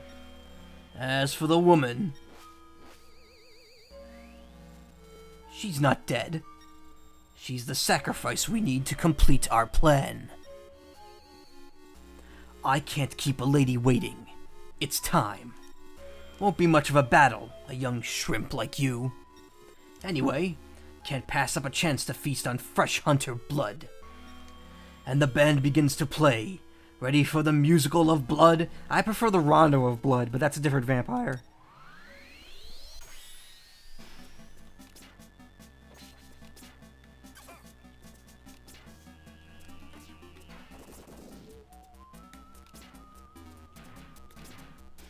So yeah, the grenades are helpful, but not incredibly so.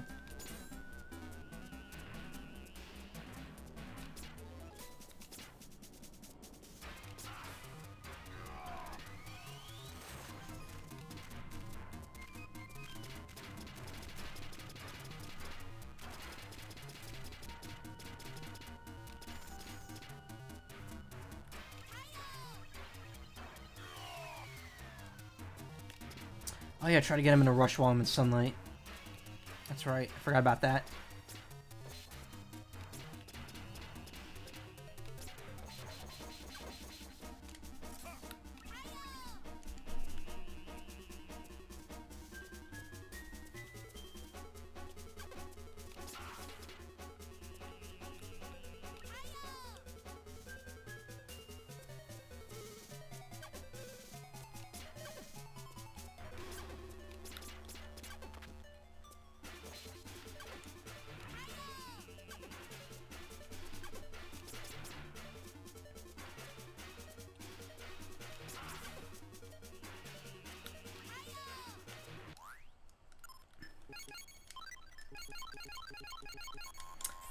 Stand still for a moment while I shove a bunch of apples down my throat. I hate these swords. Oh no, they're not swords, they're canes. Whoa, that lag.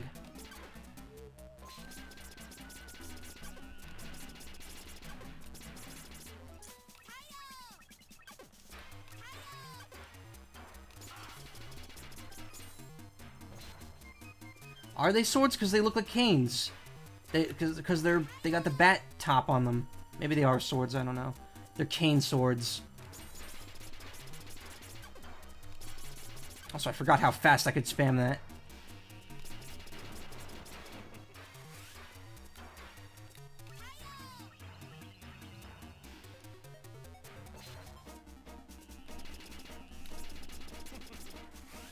Ow. Oh, that hurts. Oddly enough, does not turn you into a vampire, though. Some runners use UV lights. Yeah, I have a black light in my room, but it's really hard to use. I did use it a couple times when I'm playing this game, but I actually didn't. I hated it because it's really hard to position it with the cartridge. Come on.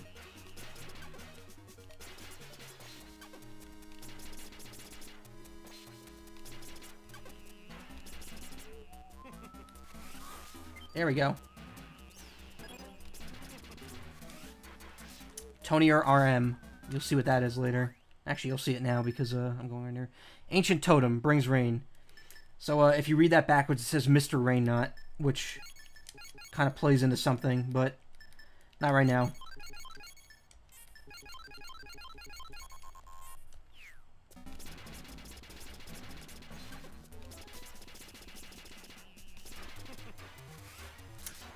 Yikes. Oh, he refills energy from that shit.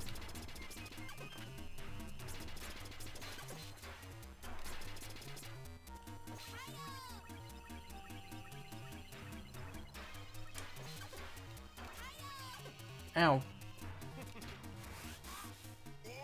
Wow, way to play yourself, buddy.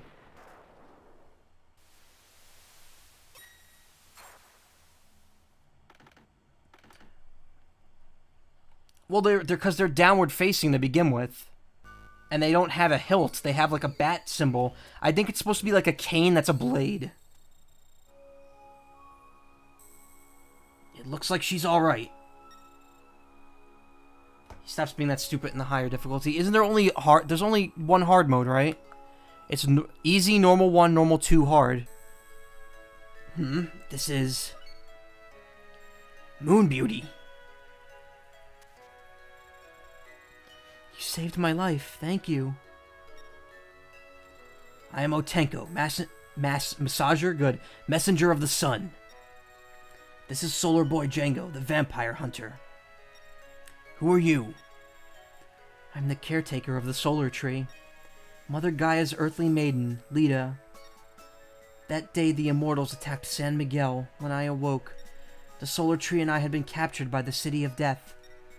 The solar tree infected by Istrakhan. The immortals can't be that strong. Oh, the immortals can't be that strong. Somebody must be behind this.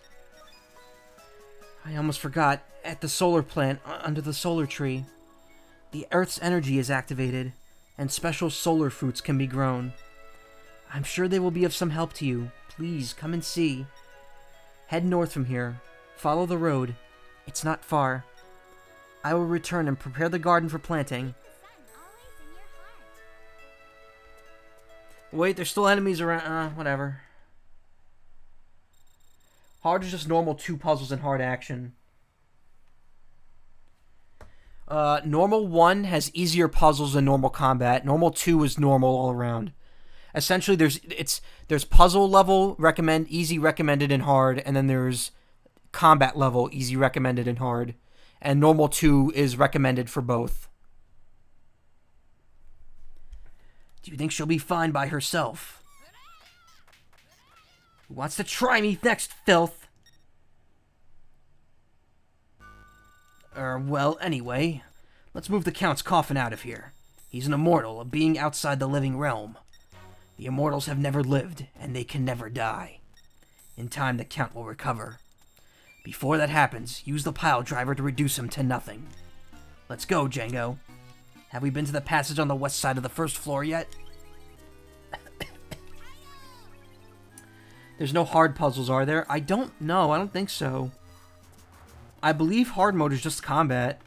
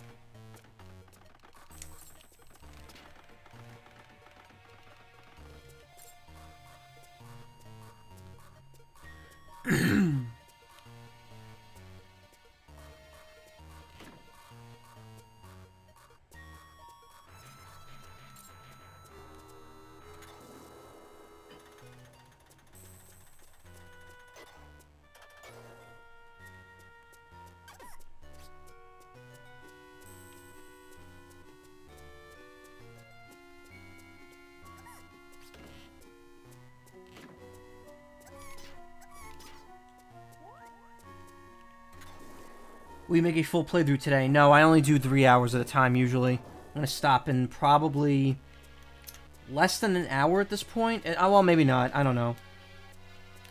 I've been streaming for an hour and 52, so I've got at least another hour ahead of me. I'm probably gonna stream again Tuesday evening, and then Tuesday evening and Thursday evening. 24-hour stream. First off, this game doesn't last 24 hours. It would take about maybe 10 to 15 to beat this once. From scratch.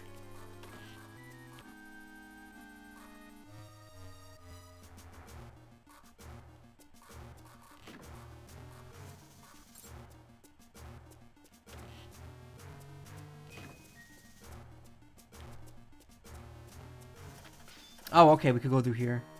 Beat it multiple times. I don't know. The problem is the game is repetitive. Like, after you've beaten it once, yeah, you could go for hidden stuff, but there's, like, no real... There's gonna be nothing new for stream. So what's the point?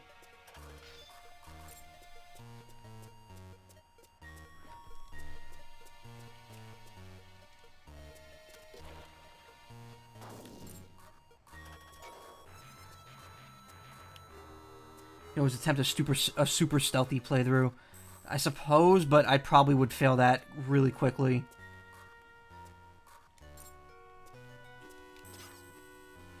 Also notice that this room is kind of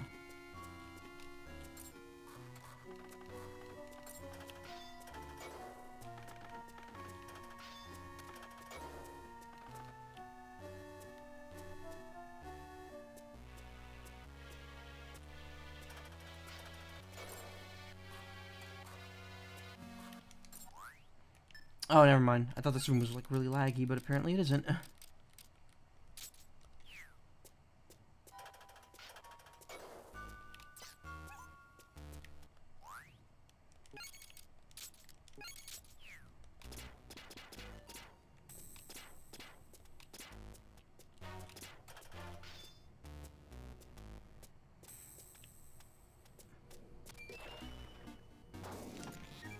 Got a life fruit. Alright, one more.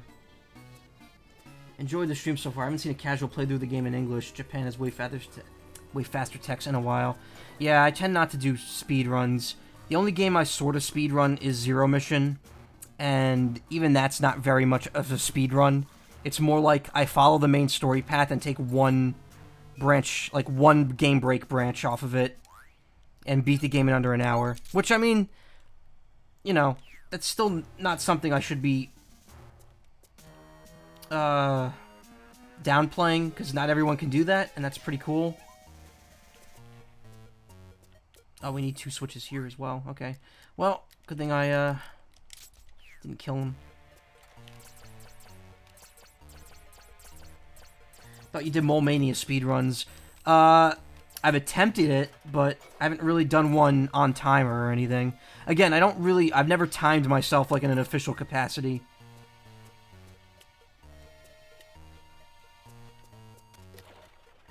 Mole Mania, that was the thing. I mean, I played it at the beginning of this year. But yeah, I could do Mole Mania. I mean, yeah, technically they're speedruns, but again, they're not world record pace or anything. The reason I could do Mole Mania speedruns, though, is because the glitch to do it is very easy. Theoretically, if anyone knows how to beat the bosses, they can and just do that one glitch, then they could beat the game very quickly. I think my lowest time, in-game time, was like 10 minutes, but realistically it was like 20. This place seems free of dark contamination. Now for the solar barrier. If you place the coffin inside this barrier, it will be held firmly by the sun's power. Use the solar barrier when you need to leave the coffin temporarily.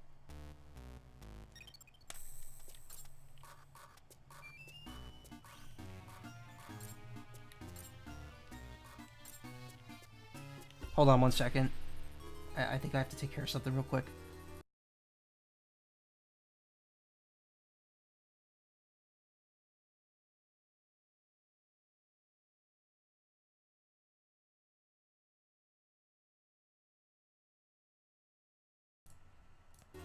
Sorry about that. I thought I heard someone knocking on my door, but apparently it was bullshit. Okay, look, it's the room from before. Also, I don't know why I would need to leave the coffin here. Again, the coffin moves so slow that you really don't need those points at all.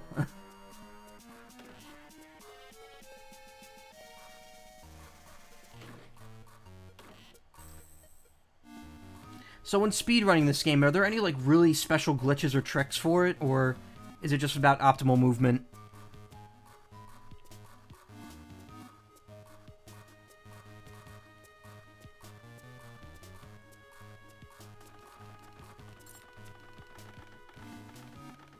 Use a banana while dragging the coffin. Really? A banana? Not a speed fruit? Or speed nut?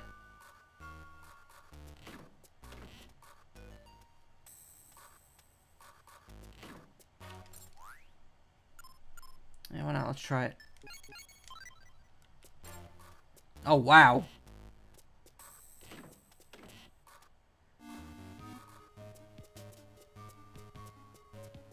Oh, it doesn't increase your weapon damage, it just increases drag speed and push speed. Yep. So from this point on, all of these pile drivers are 4 instead of 2. Only the very first one is 2.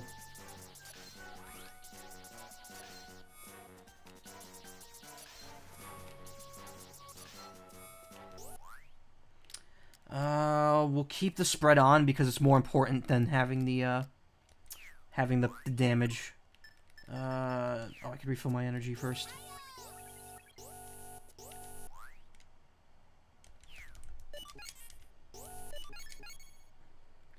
Final version of that shoot and spread frame was always pretty good. Yeah, well, it's the quintessential Boktai frame, essentially. You know, it's the one that's featured in all the media and shit.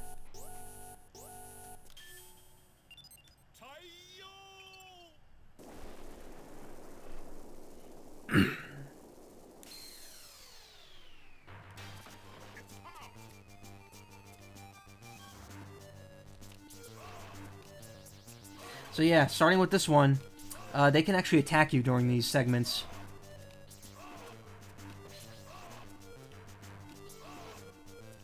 Again, if I really want to cheap this out, I could just raise the solar gauge, because I believe the higher the solar gauge, the quicker these damage the immortals.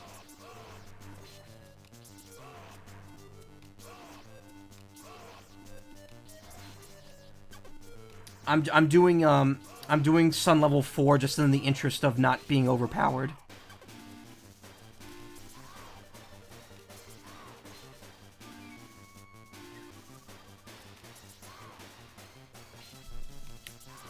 Yeah, spread isn't in Boktai 2. Is it in 3? I don't think it is. Impossible. Me. Expire. That blood of yours belongs to a solar child. You are truly his.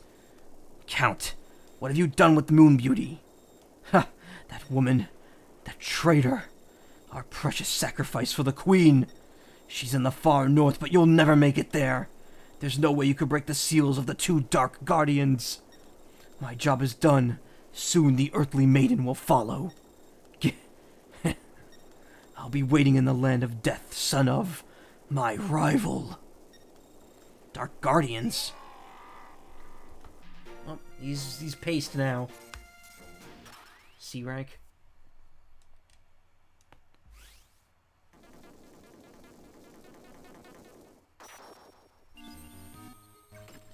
The Dark Seal is gone. We can continue. Django, we must hurry to the Northlands. Oh, look at all those nuggets. Rotten Nut. Restores life, but tastes... So this, I believe, refills your health, but gives you poison status, which doesn't actually drain your health. It makes the screen go mosaic, and you can't see anything. In 3, you could change frames again, so I believe that was a thing. Yeah, I know. Speedrun is mostly movement and item usage optimization, and some enemy knowledge and manipulation. Glitches and special tricks are almost non-present. At most, setting the time to have some puzzles always work the same or have enemies sleeping. It refills a tiny bit of health, yeah. By the way, Django, about your lens. A solar gun lens is no ordinary plate of glass. It amplifies sunlight and converts it to various kinds of energy. Different types of energy affect undead and immortals in different ways. Try various lenses to find out which is most effective. Some lenses have property for use outside of battles. You will probably come across a few of these. When a lens purifies an undead or immortal, it records the experience and develops. In this way, a lens goes through a level up. If you can raise the level of a lens, you can get that much closer to the sun. The highest level is 3. It's up to you which lens to develop, Django. I believe in my actual cartridge, I developed all of them to level 3. So you'll find out what that is later. Anyway, it's time to proceed here to the question mark. So yeah, we got a lot of ground to cover here. Yeah, there's another 2 maps after this one too.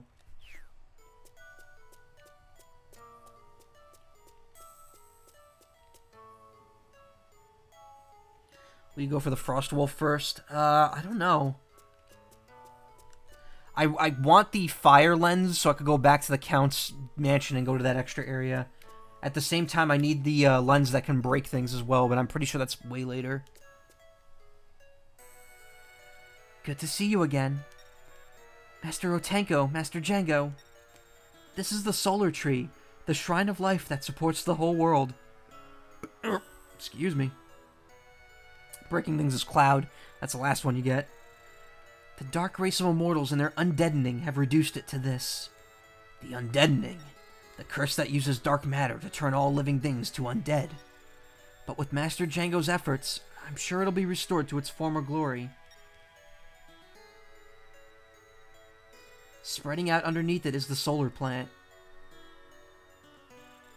Plant solar fruits in the solar tree's roots hollows to get more fruits and nuts. You can combine different solar fruits to create new types of plants. Be sure to experiment. Try planting the solar nut. Press the A button in front of a root hollow.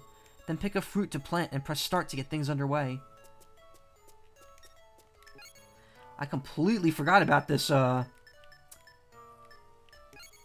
This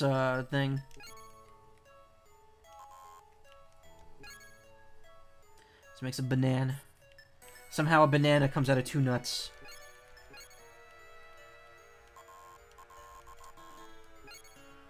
That makes a pumpkin. We'll do that.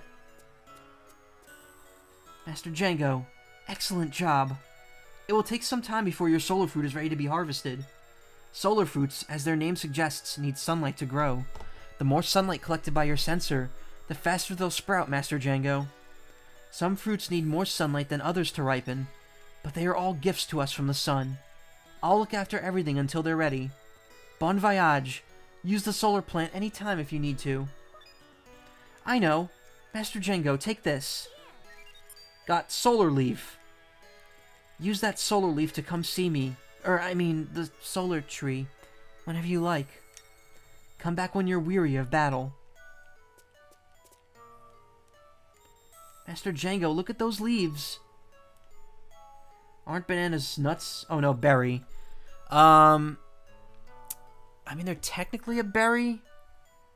I don't know. An olive is a berry, because it's a pit and it grows on trees. It's a fruit. This is all thanks to you, Master Django. So yeah, having the game automatically absorb sunlight kind of makes this a lot easier to make that bloom to make that tree bloom, excuse me. Also, here's something from the solar tree. Got blue shroom. I believe that makes you poison automatically. Master Django, I'm amazed. Keep the sun always in your heart. Let me explain. Press the A button. Oh, no, you don't need to explain that.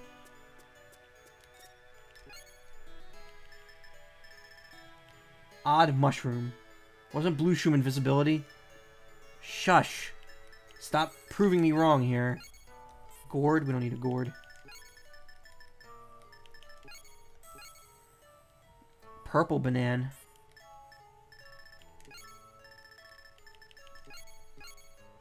Gold apple. That's pretty good. Again, probably won't be seeing a whole lot of this. Red shroom. Speed nut. What is that one? That's endurability nut, I think? I'm not sure. It's Waluigi banana. I'm actually going to see what that does. Let me grow that.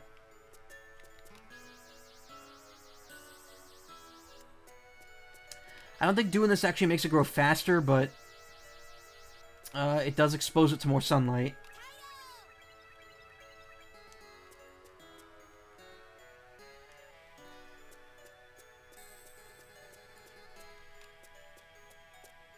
It does with the Earth lens. Oh. And solar, too. Oh. Hmm? Isn't that the Tonier RM, Django? Hung upside down. I feel sorry for him.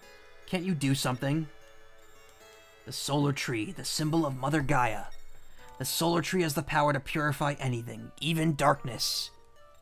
But in its current state, that would be impossible.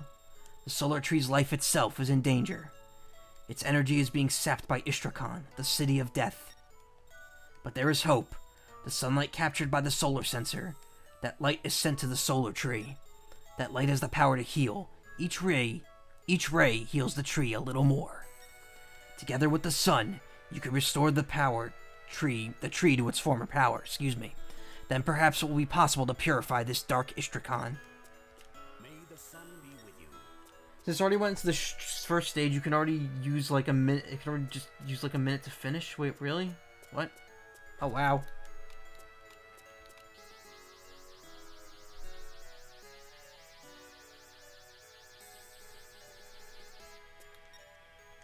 Can I go any more than that? Nah, looks like that's the end.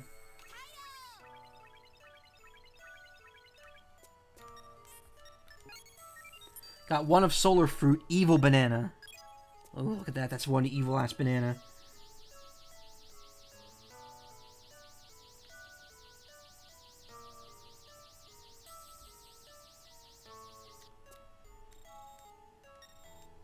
What's wrong, Django? Worried about Lita?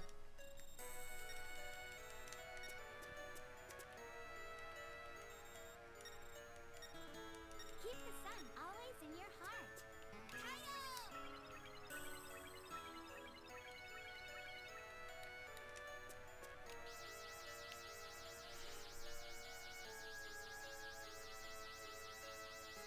This one's taking a lot longer to grow.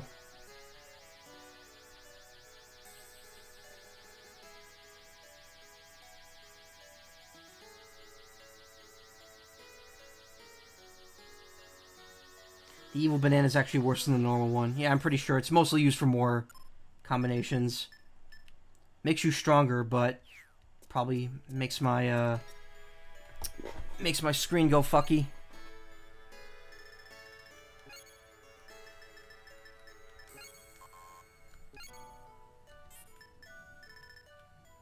Evil one works the same but harms you, yeah. Strength carrot.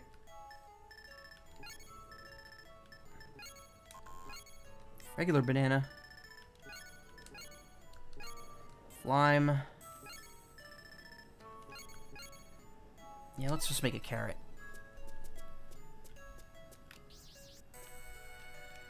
No, don't talk to me. Stop.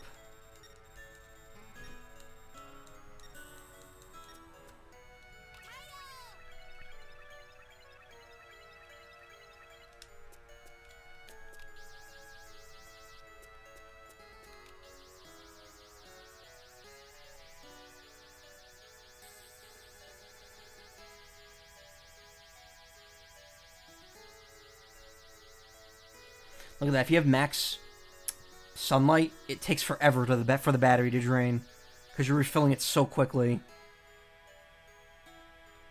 That said, the autofill, gardening simulator. I'm not gonna be here too long. This is good. Like once I'm done here, I'm not coming back here probably, except maybe to check on the progress of the solar tree.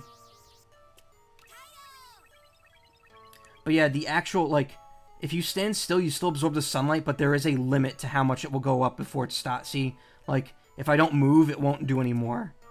The game purposely stops, like, doesn't work if you're standing still.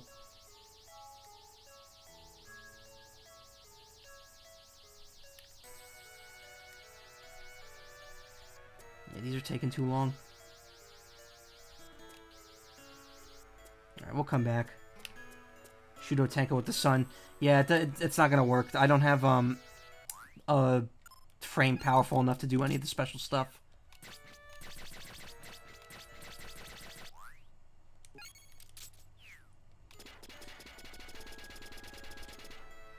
Yeah, if you shoot him with a strong enough frame of sunlight, he'll grow bigger. And if you hit him with darkness, I believe he shrinks. May the sun be with you. Anyway, we've spent enough time here. Bam! There's half my health gone. You defeated the Count, Django. Impressive, Solar Boy. Who are you? I am the Dark Boy, Liquid Django, I mean Sabata. I am neither friend nor foe. For now, at least, that is unimportant. Here's my advice. Go no further. You've already avenged your father. No, we cannot let the immortals have their way. If the undeadening continues, the world will... all life will perish. All life will perish. But that is the will of the galaxy. No one can stop it. This solar system's time is up. What do you mean? The men and women of this solar system, the animals, the plants, all share the sun's will. We must save Mani. That is, the moon beauty, the moon beauty. The moon beauty. Why fight a battle you cannot win?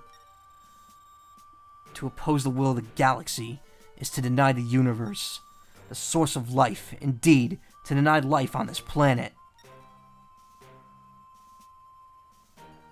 I didn't realize you could actually dodge that. Huh.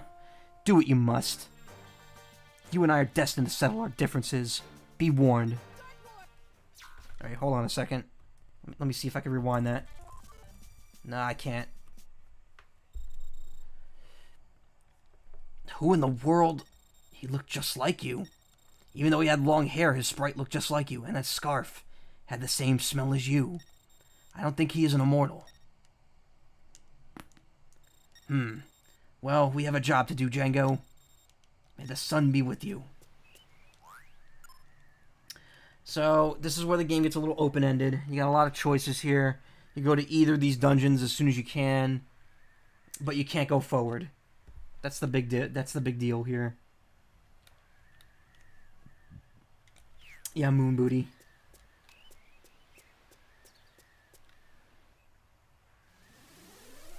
Deserted arsenal. Arsenal gear.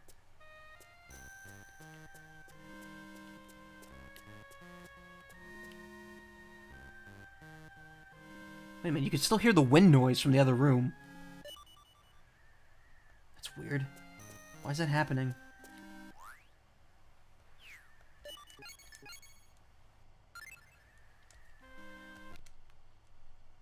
Let me reset the game.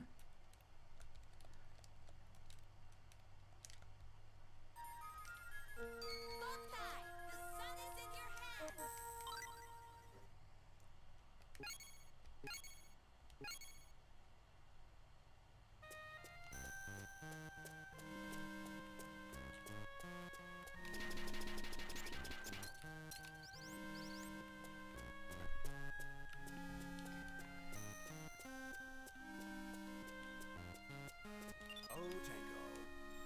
Django, that over there is a rock block. A movable block made of rock.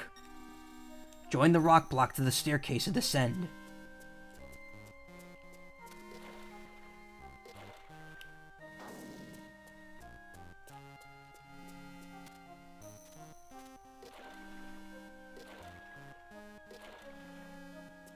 That does not sound like the sound a rock would make. It sounds like the sound of like a box. But when it falls, it sounds kind of rockish, I guess. Fuck.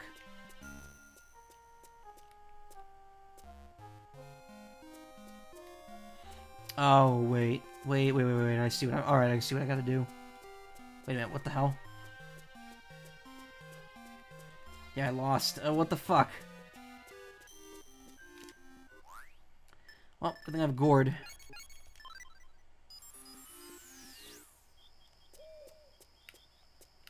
Whoa, why is it dark?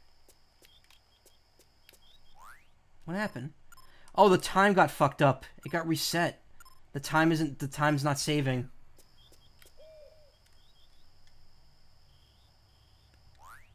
Yeah, that's not good.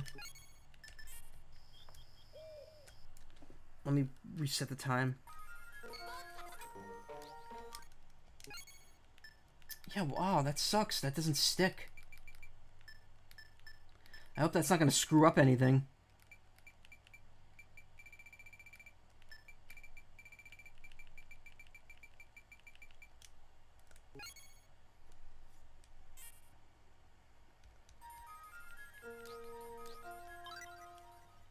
I mean, it's fine. I could just use save states. It's no big deal to keep the time. That said, since the rest of these streams are going to be at night anyway, it's probably going to be night in time in the game, which is going to be funny because I'm still going to have solar energy hitting the sensor.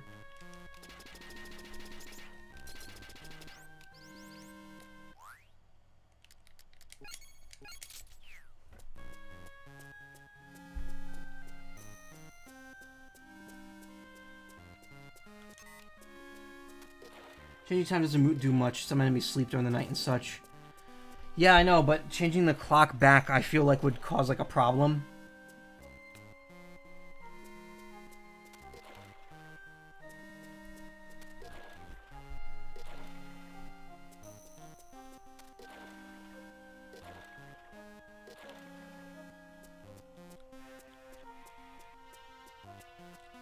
Oh, there's the other staircase. Okay.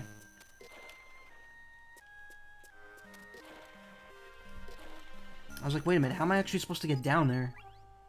Huh? What's that? Wow. Dark Loans is still here. You could borrow solar energy at Dark Loans, but you must pay back what you borrow. Understood? I don't recommend it. Use Dark Loans only as a last resort. Get it? When your father was younger. Well, never mind. I trust you, Django. May the sun be with you.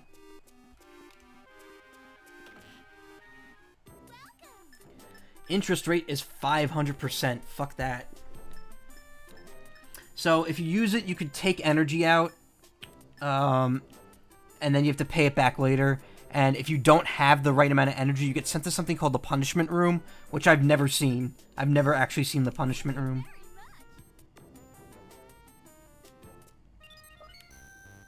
Huh? What's that, Django? You've got a dark card? Try not to flex that plastic too much, Django. Loan. So yeah, you don't actually have to find those dark card areas or those loan areas because you get the dark card, which just lets you summon dark loans automatically.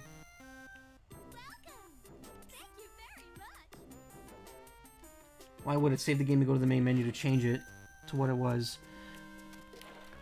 Well, no, because there's a lot of like DS games and stuff that if you change the time back, it would like cancel out a lot of events. Boktai 2, the punishment was... Well, I think it's the same in each game. It's just, Fencer. Ooh, I like this solar gun frame. So, solar gun frame, Fencer. Attack C is a sword-like spread. So, this is constant, but yeah, it's just like a blade. Ugh.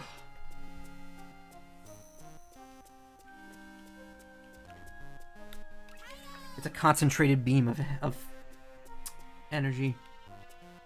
Which reminds me, it's Energy Sword Sunday. I need to retweet that after the stream's over.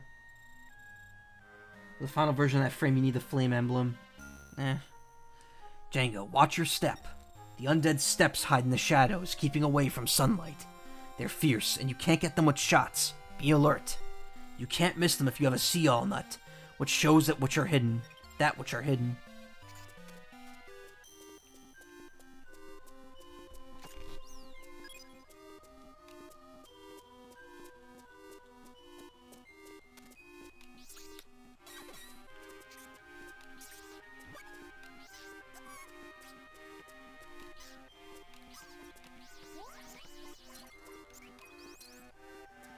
Predatory loans, exactly.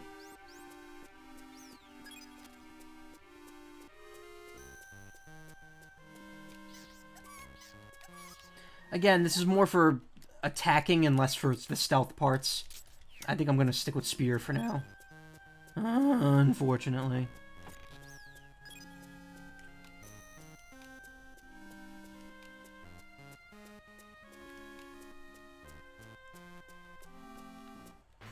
This is a short dungeon. Disarm the trap, defeat the sword. The only bad thing about the early sword frames is that they are not strong enough to one-hit enemies, and yet they don't have stun. Exactly.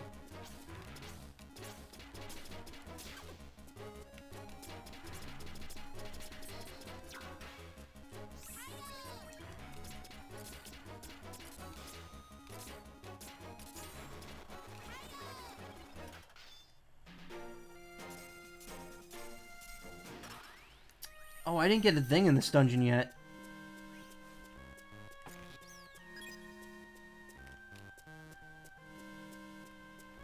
Isn't there a silver medal in every dungeon?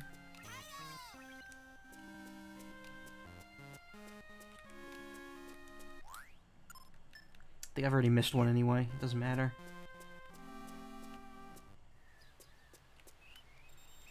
I sense darkness to the east. I sense darkness to the west. You can raise the level of your soul gun. Yeah. Spread gets bigger and it causes more damage. That's what leveling up does. Young grass path. Stairs of trial.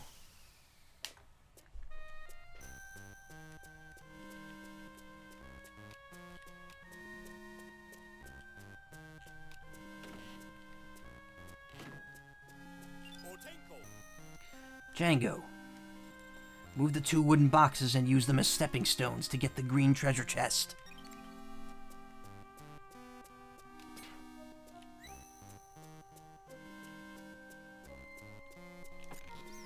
One bad... wait, no, I just read that. Why am I rereading messages?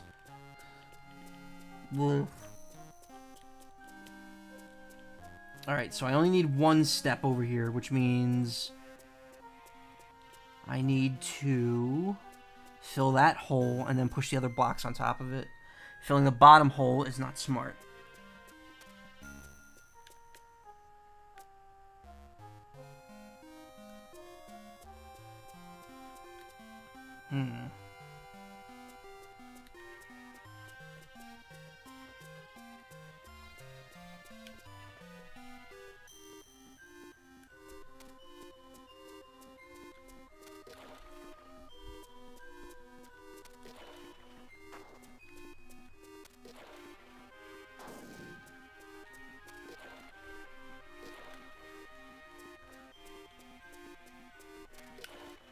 You have to be very careful because you cannot pull these, so you have to make sure there's a space available on the side you want to push from.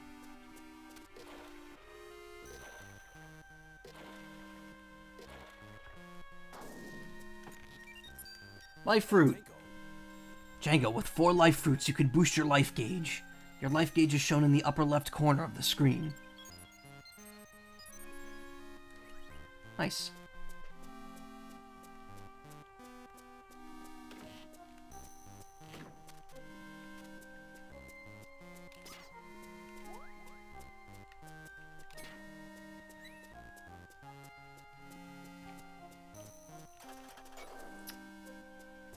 I had a feeling that was going to happen.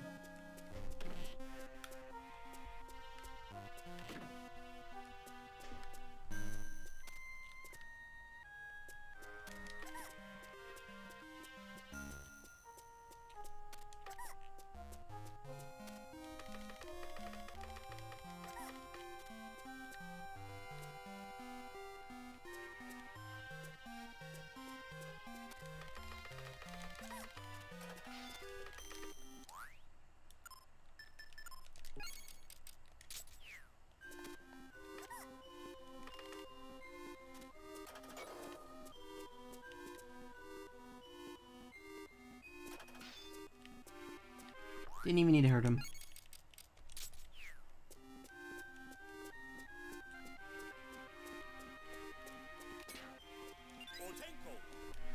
You need 2 wooden boxes to connect the stairs to the path.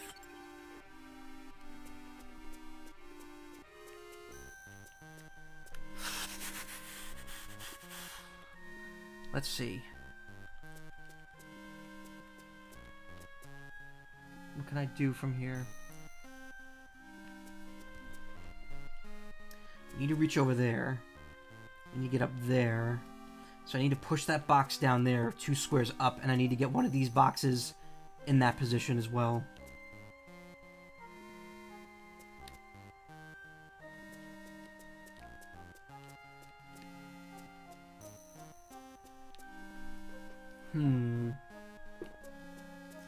I need to fill that hole down there as well, otherwise I can't even get over there.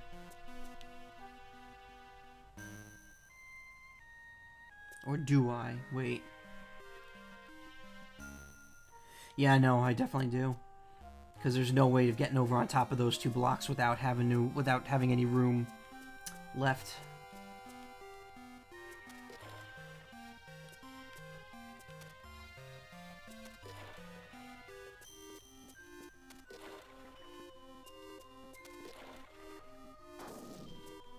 Again, some of these block puzzles get very annoying.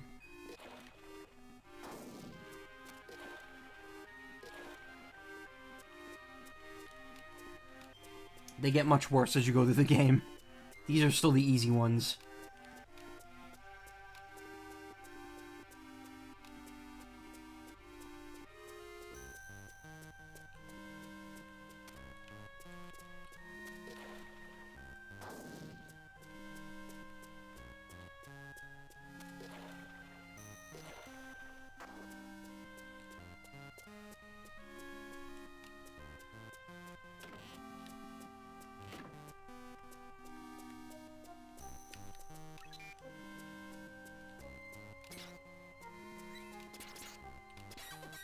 Oh, there's steps here. Didn't even realize it. Also, I'm pretty sure Otenko said you can't use your gun on them, but, I just did. So, there you go.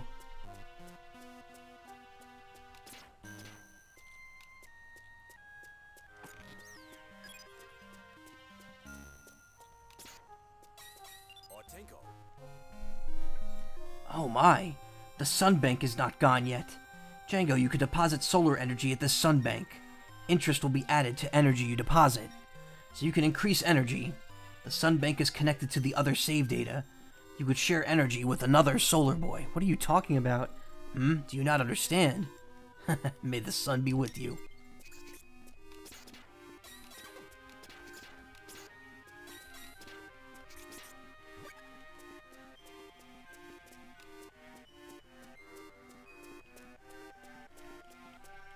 Press the A button. Master, what's the A button?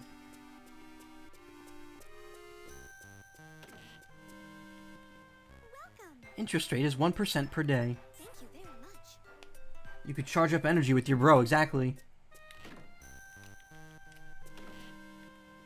Welcome. So yeah, what you could do is, it takes it from the station. It doesn't take it from your gun. So, like, I had 85 batteries in there. I could just deposit this and put that in there. Though, because apparently this time thing isn't working, it's not going to matter.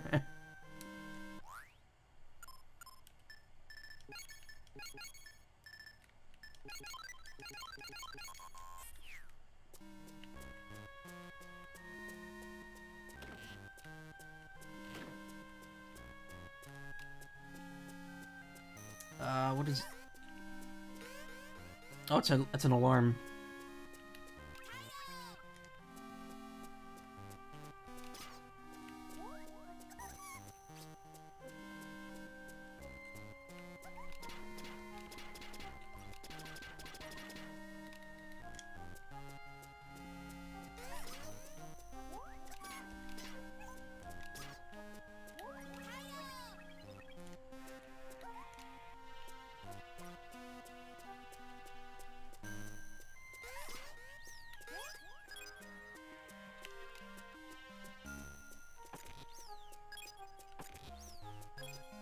Still haven't gotten a sea-all nut yet.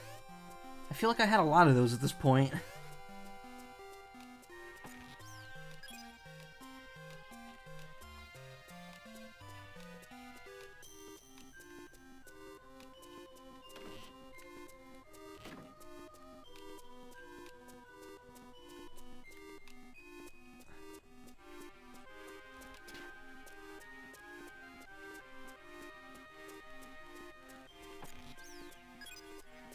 Magical Leaf.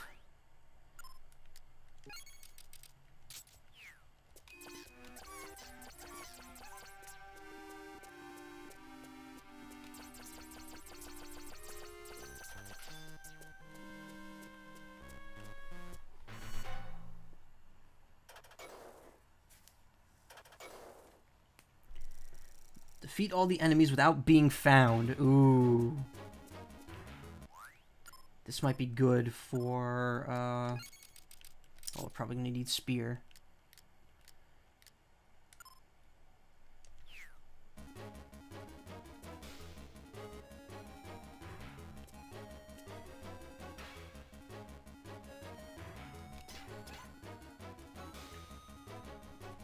You just kind of stand here and cheese it.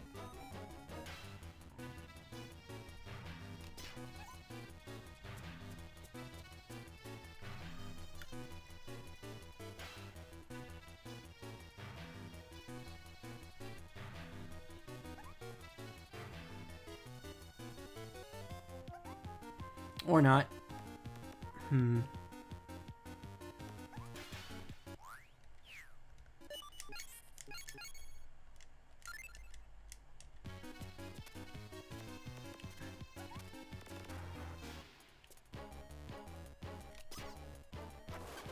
Ow.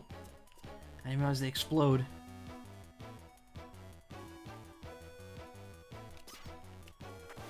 Knock around the corner, wait for them to come backstab with the spear, yeah.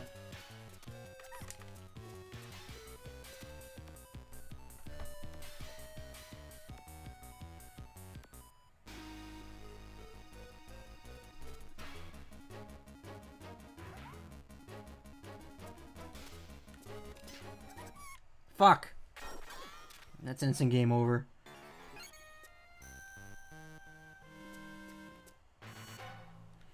No real penalty, it just counts as a continue, which lowers your rank.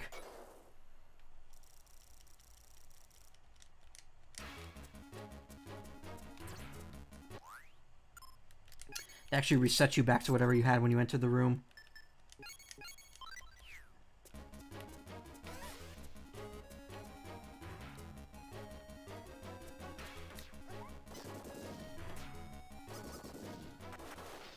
Anyway, I did it the easy way. From the second game on, you gotta pay back Dark Loans for dying. Yeah, I know, it's such a pain.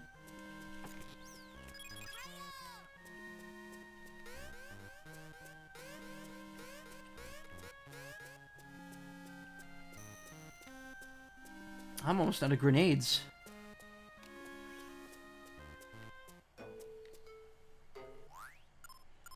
Withered Course. I could go straight to the next dungeon if I want to. I'm definitely not tonight, though. There's not enough time to do another whole dungeon. Field of Silence.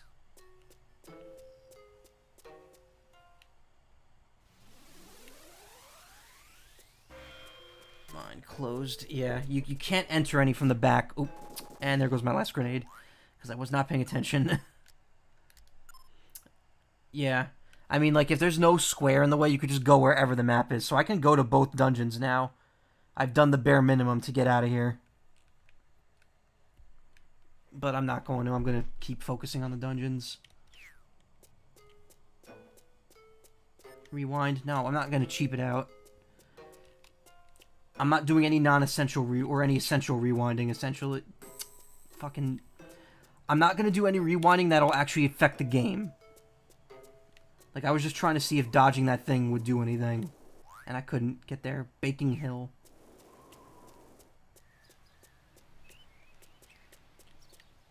Essentially, exactly. Byroad of the Beasts. Interesting, there's nothing to... Oh yeah, this is the tower. I thought this was in the next area.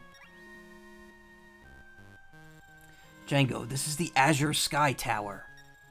The legend of the moon's protector, the silvery white knight who slayed the demons, is said to have taken place here. The knight is known as the Moon Guardian, and also as the Guardian of the Sword. They say the sword is still here, on the top floor of the tower. Many knights have died in this tower in search of that legendary blade. That such a place should succumb to the sickness of Istrakhan. This place is likely crawling with undead. Do you still want to enter? Yeah, so even though it's on the map, they don't tell you that this place is here. And you actually can't go in here without the fire and ice lens. Actually, if I'm not mistaken, the amount of sunlight determines whether or not it's on the map. So, like... Oh, fuck. Solar... Yeah.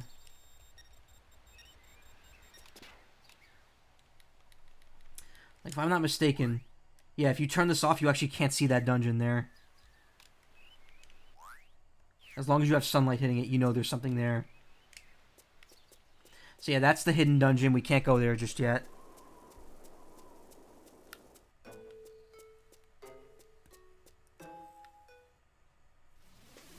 Ruined Cemetery.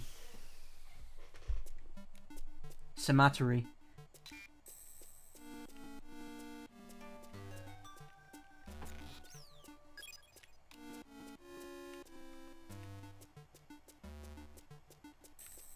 It is worth doing all the little dungeons because the little dungeons have frames and stuff in them. And life fruits.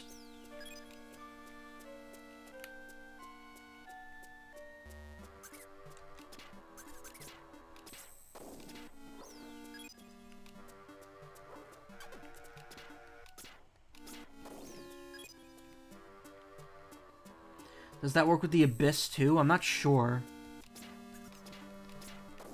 The Abyss is an area always confused me. Because it's like supposed to be like a bonus area, but there's weird shit that can happen there.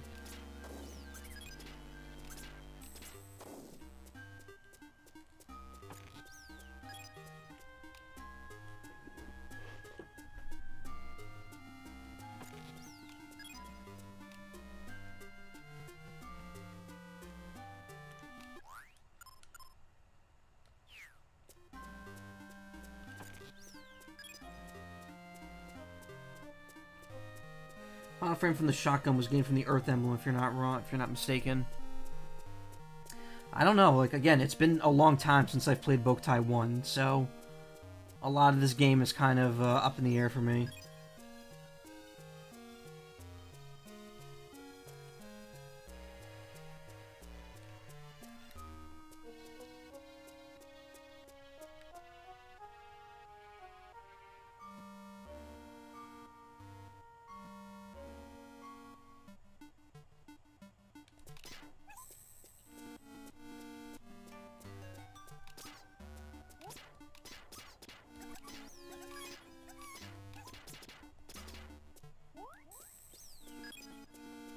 Sucked.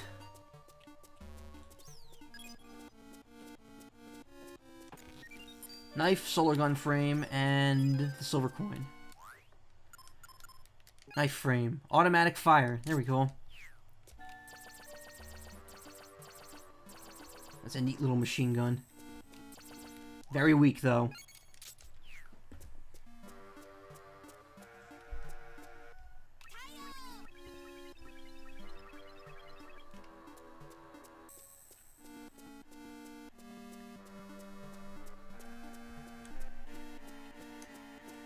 Machine gun frame, aka too expensive to use its final form.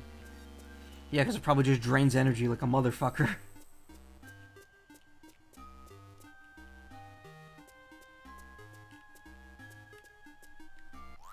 I'm really confused. Am I in the right spot? I think I am.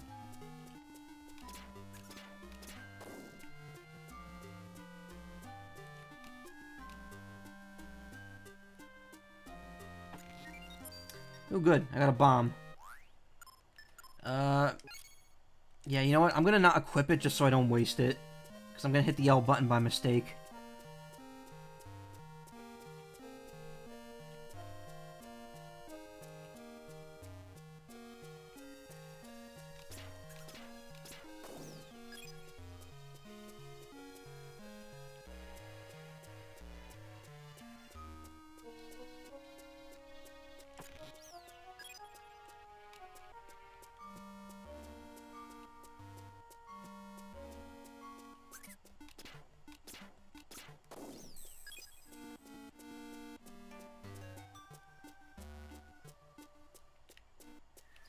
Wait, what?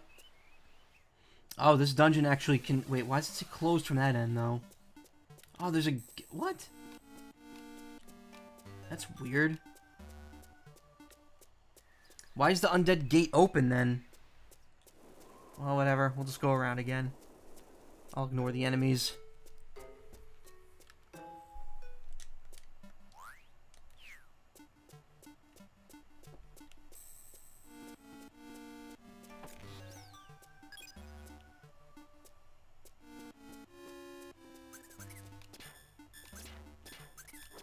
Whoa, why am I getting the overheat warning?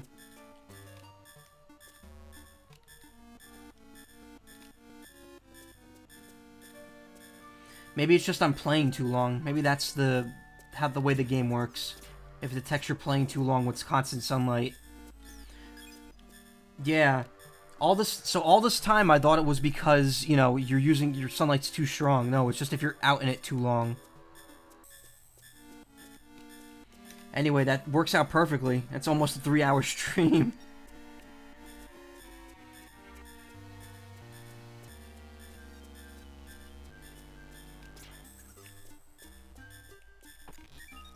Another bomb.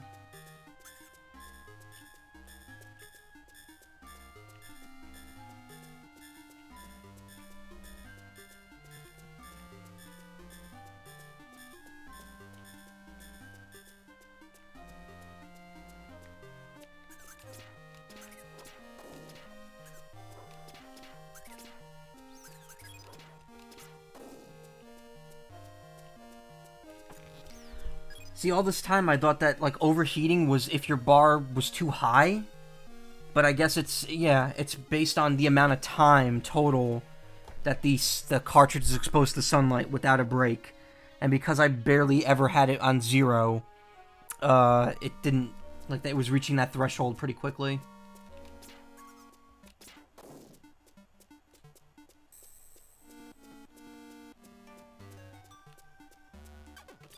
Oh, Mimic.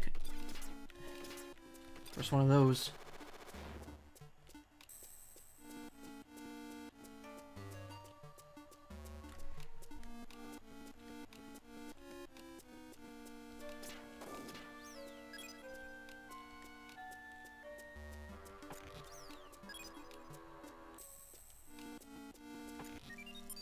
We've got a flash grenade. Flash. Knocks undead unconscious. That's going to be pretty useful. I can see myself using that at some point. And got a change grenade. What? Turns chloropholin into... Oh, okay. So if you shoot that when a box shoots like those little like black things that drain your health, it turns them into healing crystals and energy crystals instead. It auto-charges them.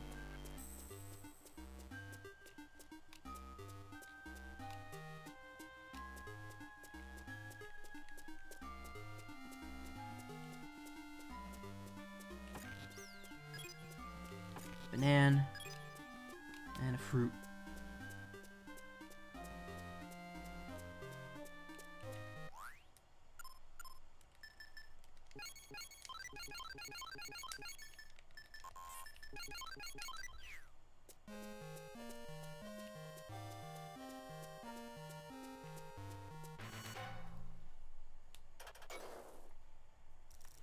Disarm the trap. Defeat all enemies without being found.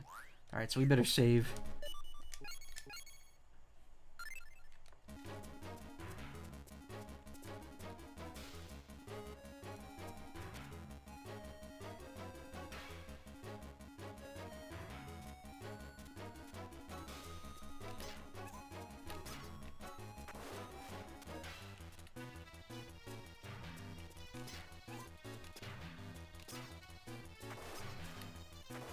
Oh wow, I actually killed the other one.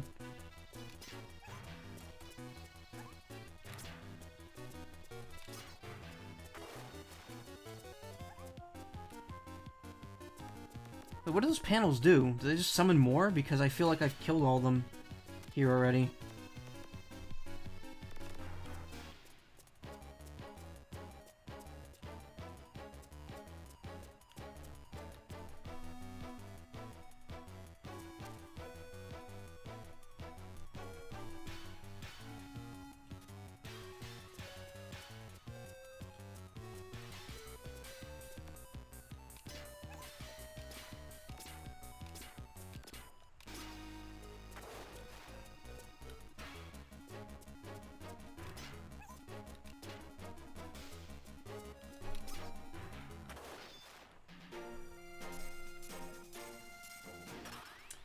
B minus. Not bad.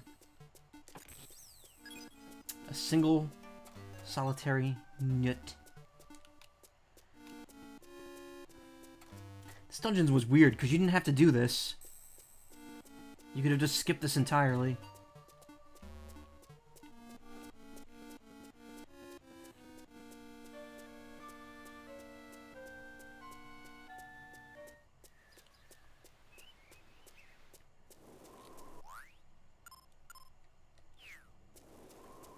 Yeah, mortal. We're not ready for that yet.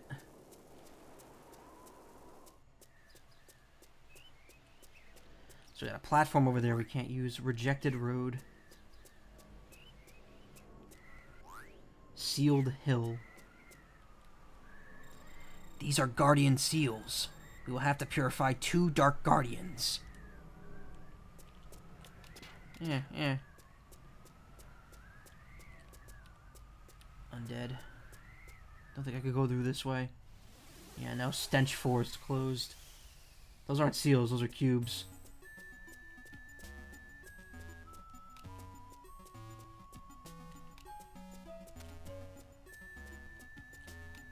Cube. Defender of the universe.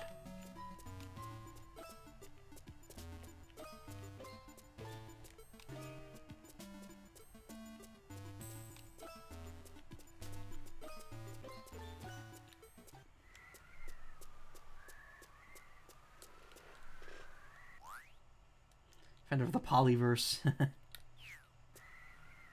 No, Otanko, you already told me this. Solitude Tri-Junction. What the fuck are these names? Suffering House closed.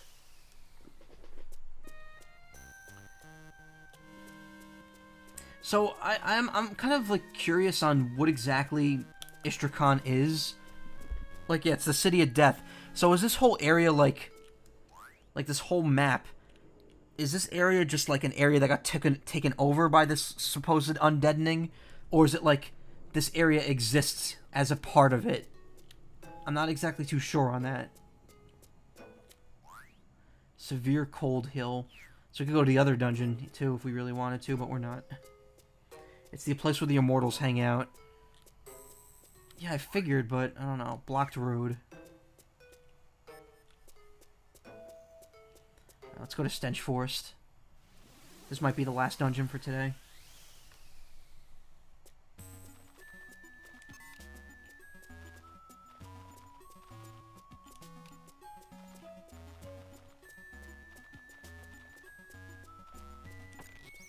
You imagine Istrakhan must have been something different, because I don't think that's the Immortals' home country, with the solar tree being nearby and all. Yeah, I don't know, it's really weird.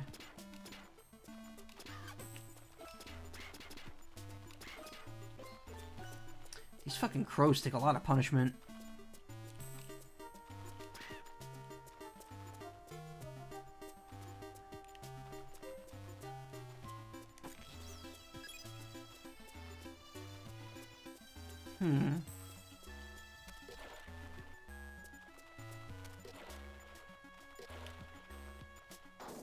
Yeah, I know, I can't hurt birds, I shouldn't. Oh, cool, now I could go around and get it from the other end.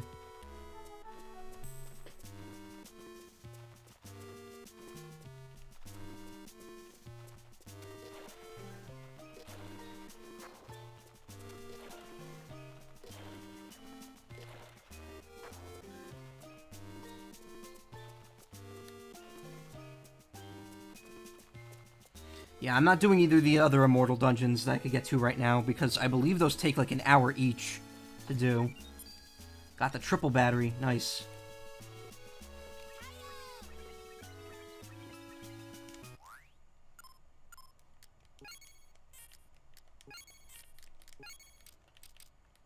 And now I have 3 times capacity. And it's nice because they all store differently in this game, so if I run out of those 3, and then I need another battery, without having to refill, I could just equip the other one. Quint, you get in the final temple. I'm surprised you get doubles or triples so early. I know in easy mode you start with double, and then there's just no double chest in the first dungeon.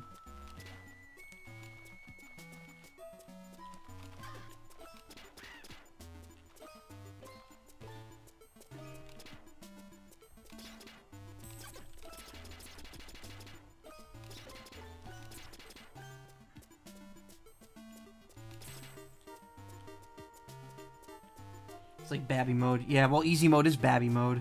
There's less enemies in easy mode as well.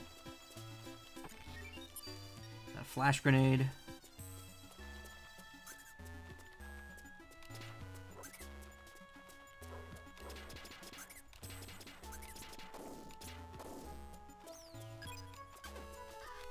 Why is this place called the Stench Forest? There's nothing smelly here. At least not on the surface.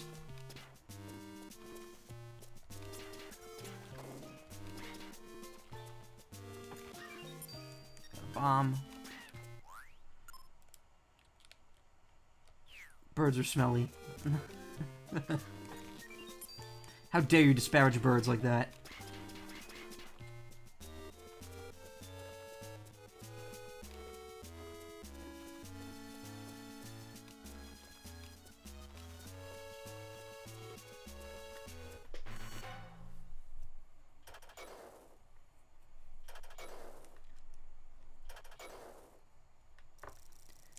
Defeat the sword.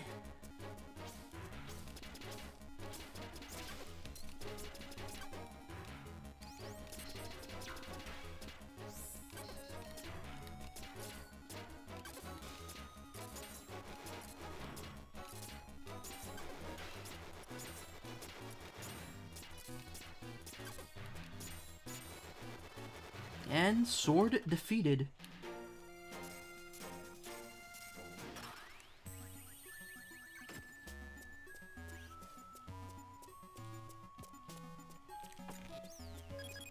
Got 2 more nuts.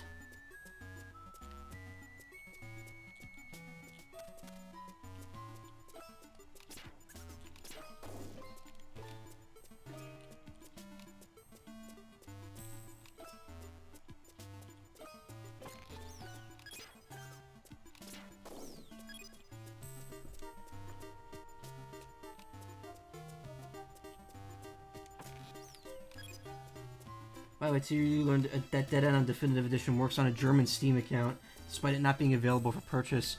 Yeah, I know, it seems a little weird with that, where they're like, oh, you can't gift stuff to, like, a region or whatever, or you can't play this game in a region, but then, like, some games will just work if you try loading them.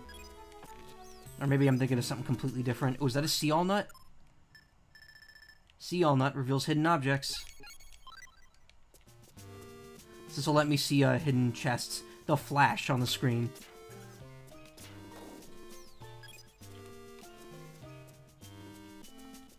There are other games not even available on other regional accounts. Oh, that's interesting. Oh, here we are. We're back here again.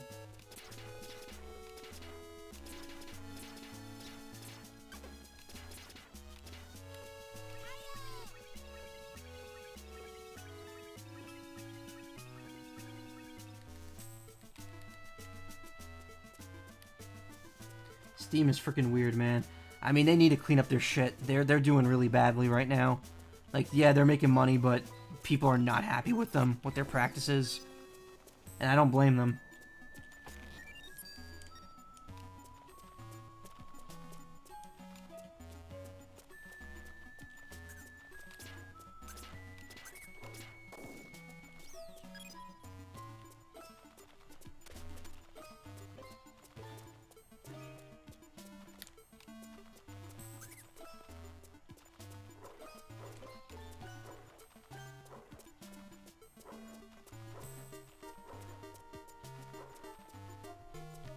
I think I've done everything here. Yeah, I have.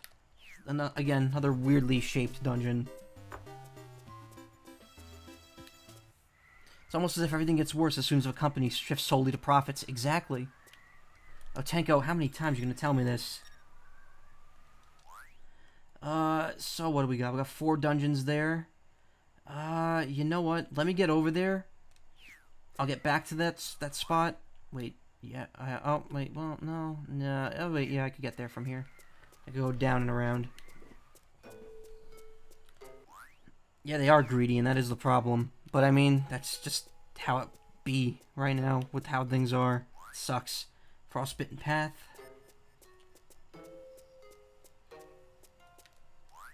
Field of silence.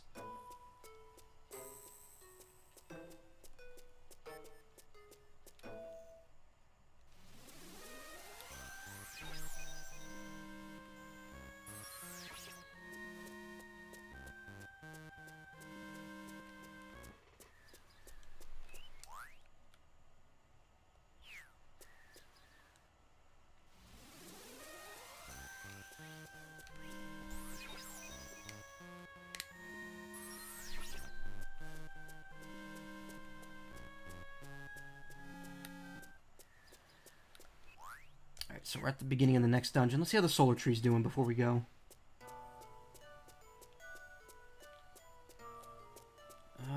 It's grown? No, it's not grown yet. Still only one thing. It takes a very long time to grow this fully. Yeah, we know this already. Yeah, no, I don't totally disagree with you. No, stop. Guys, I want to talk to you.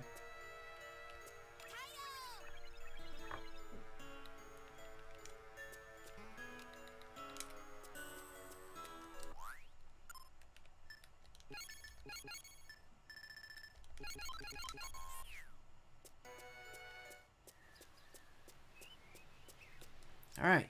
Let's, soul, spear. Alright, we're just want to make sure everything's all, like, good.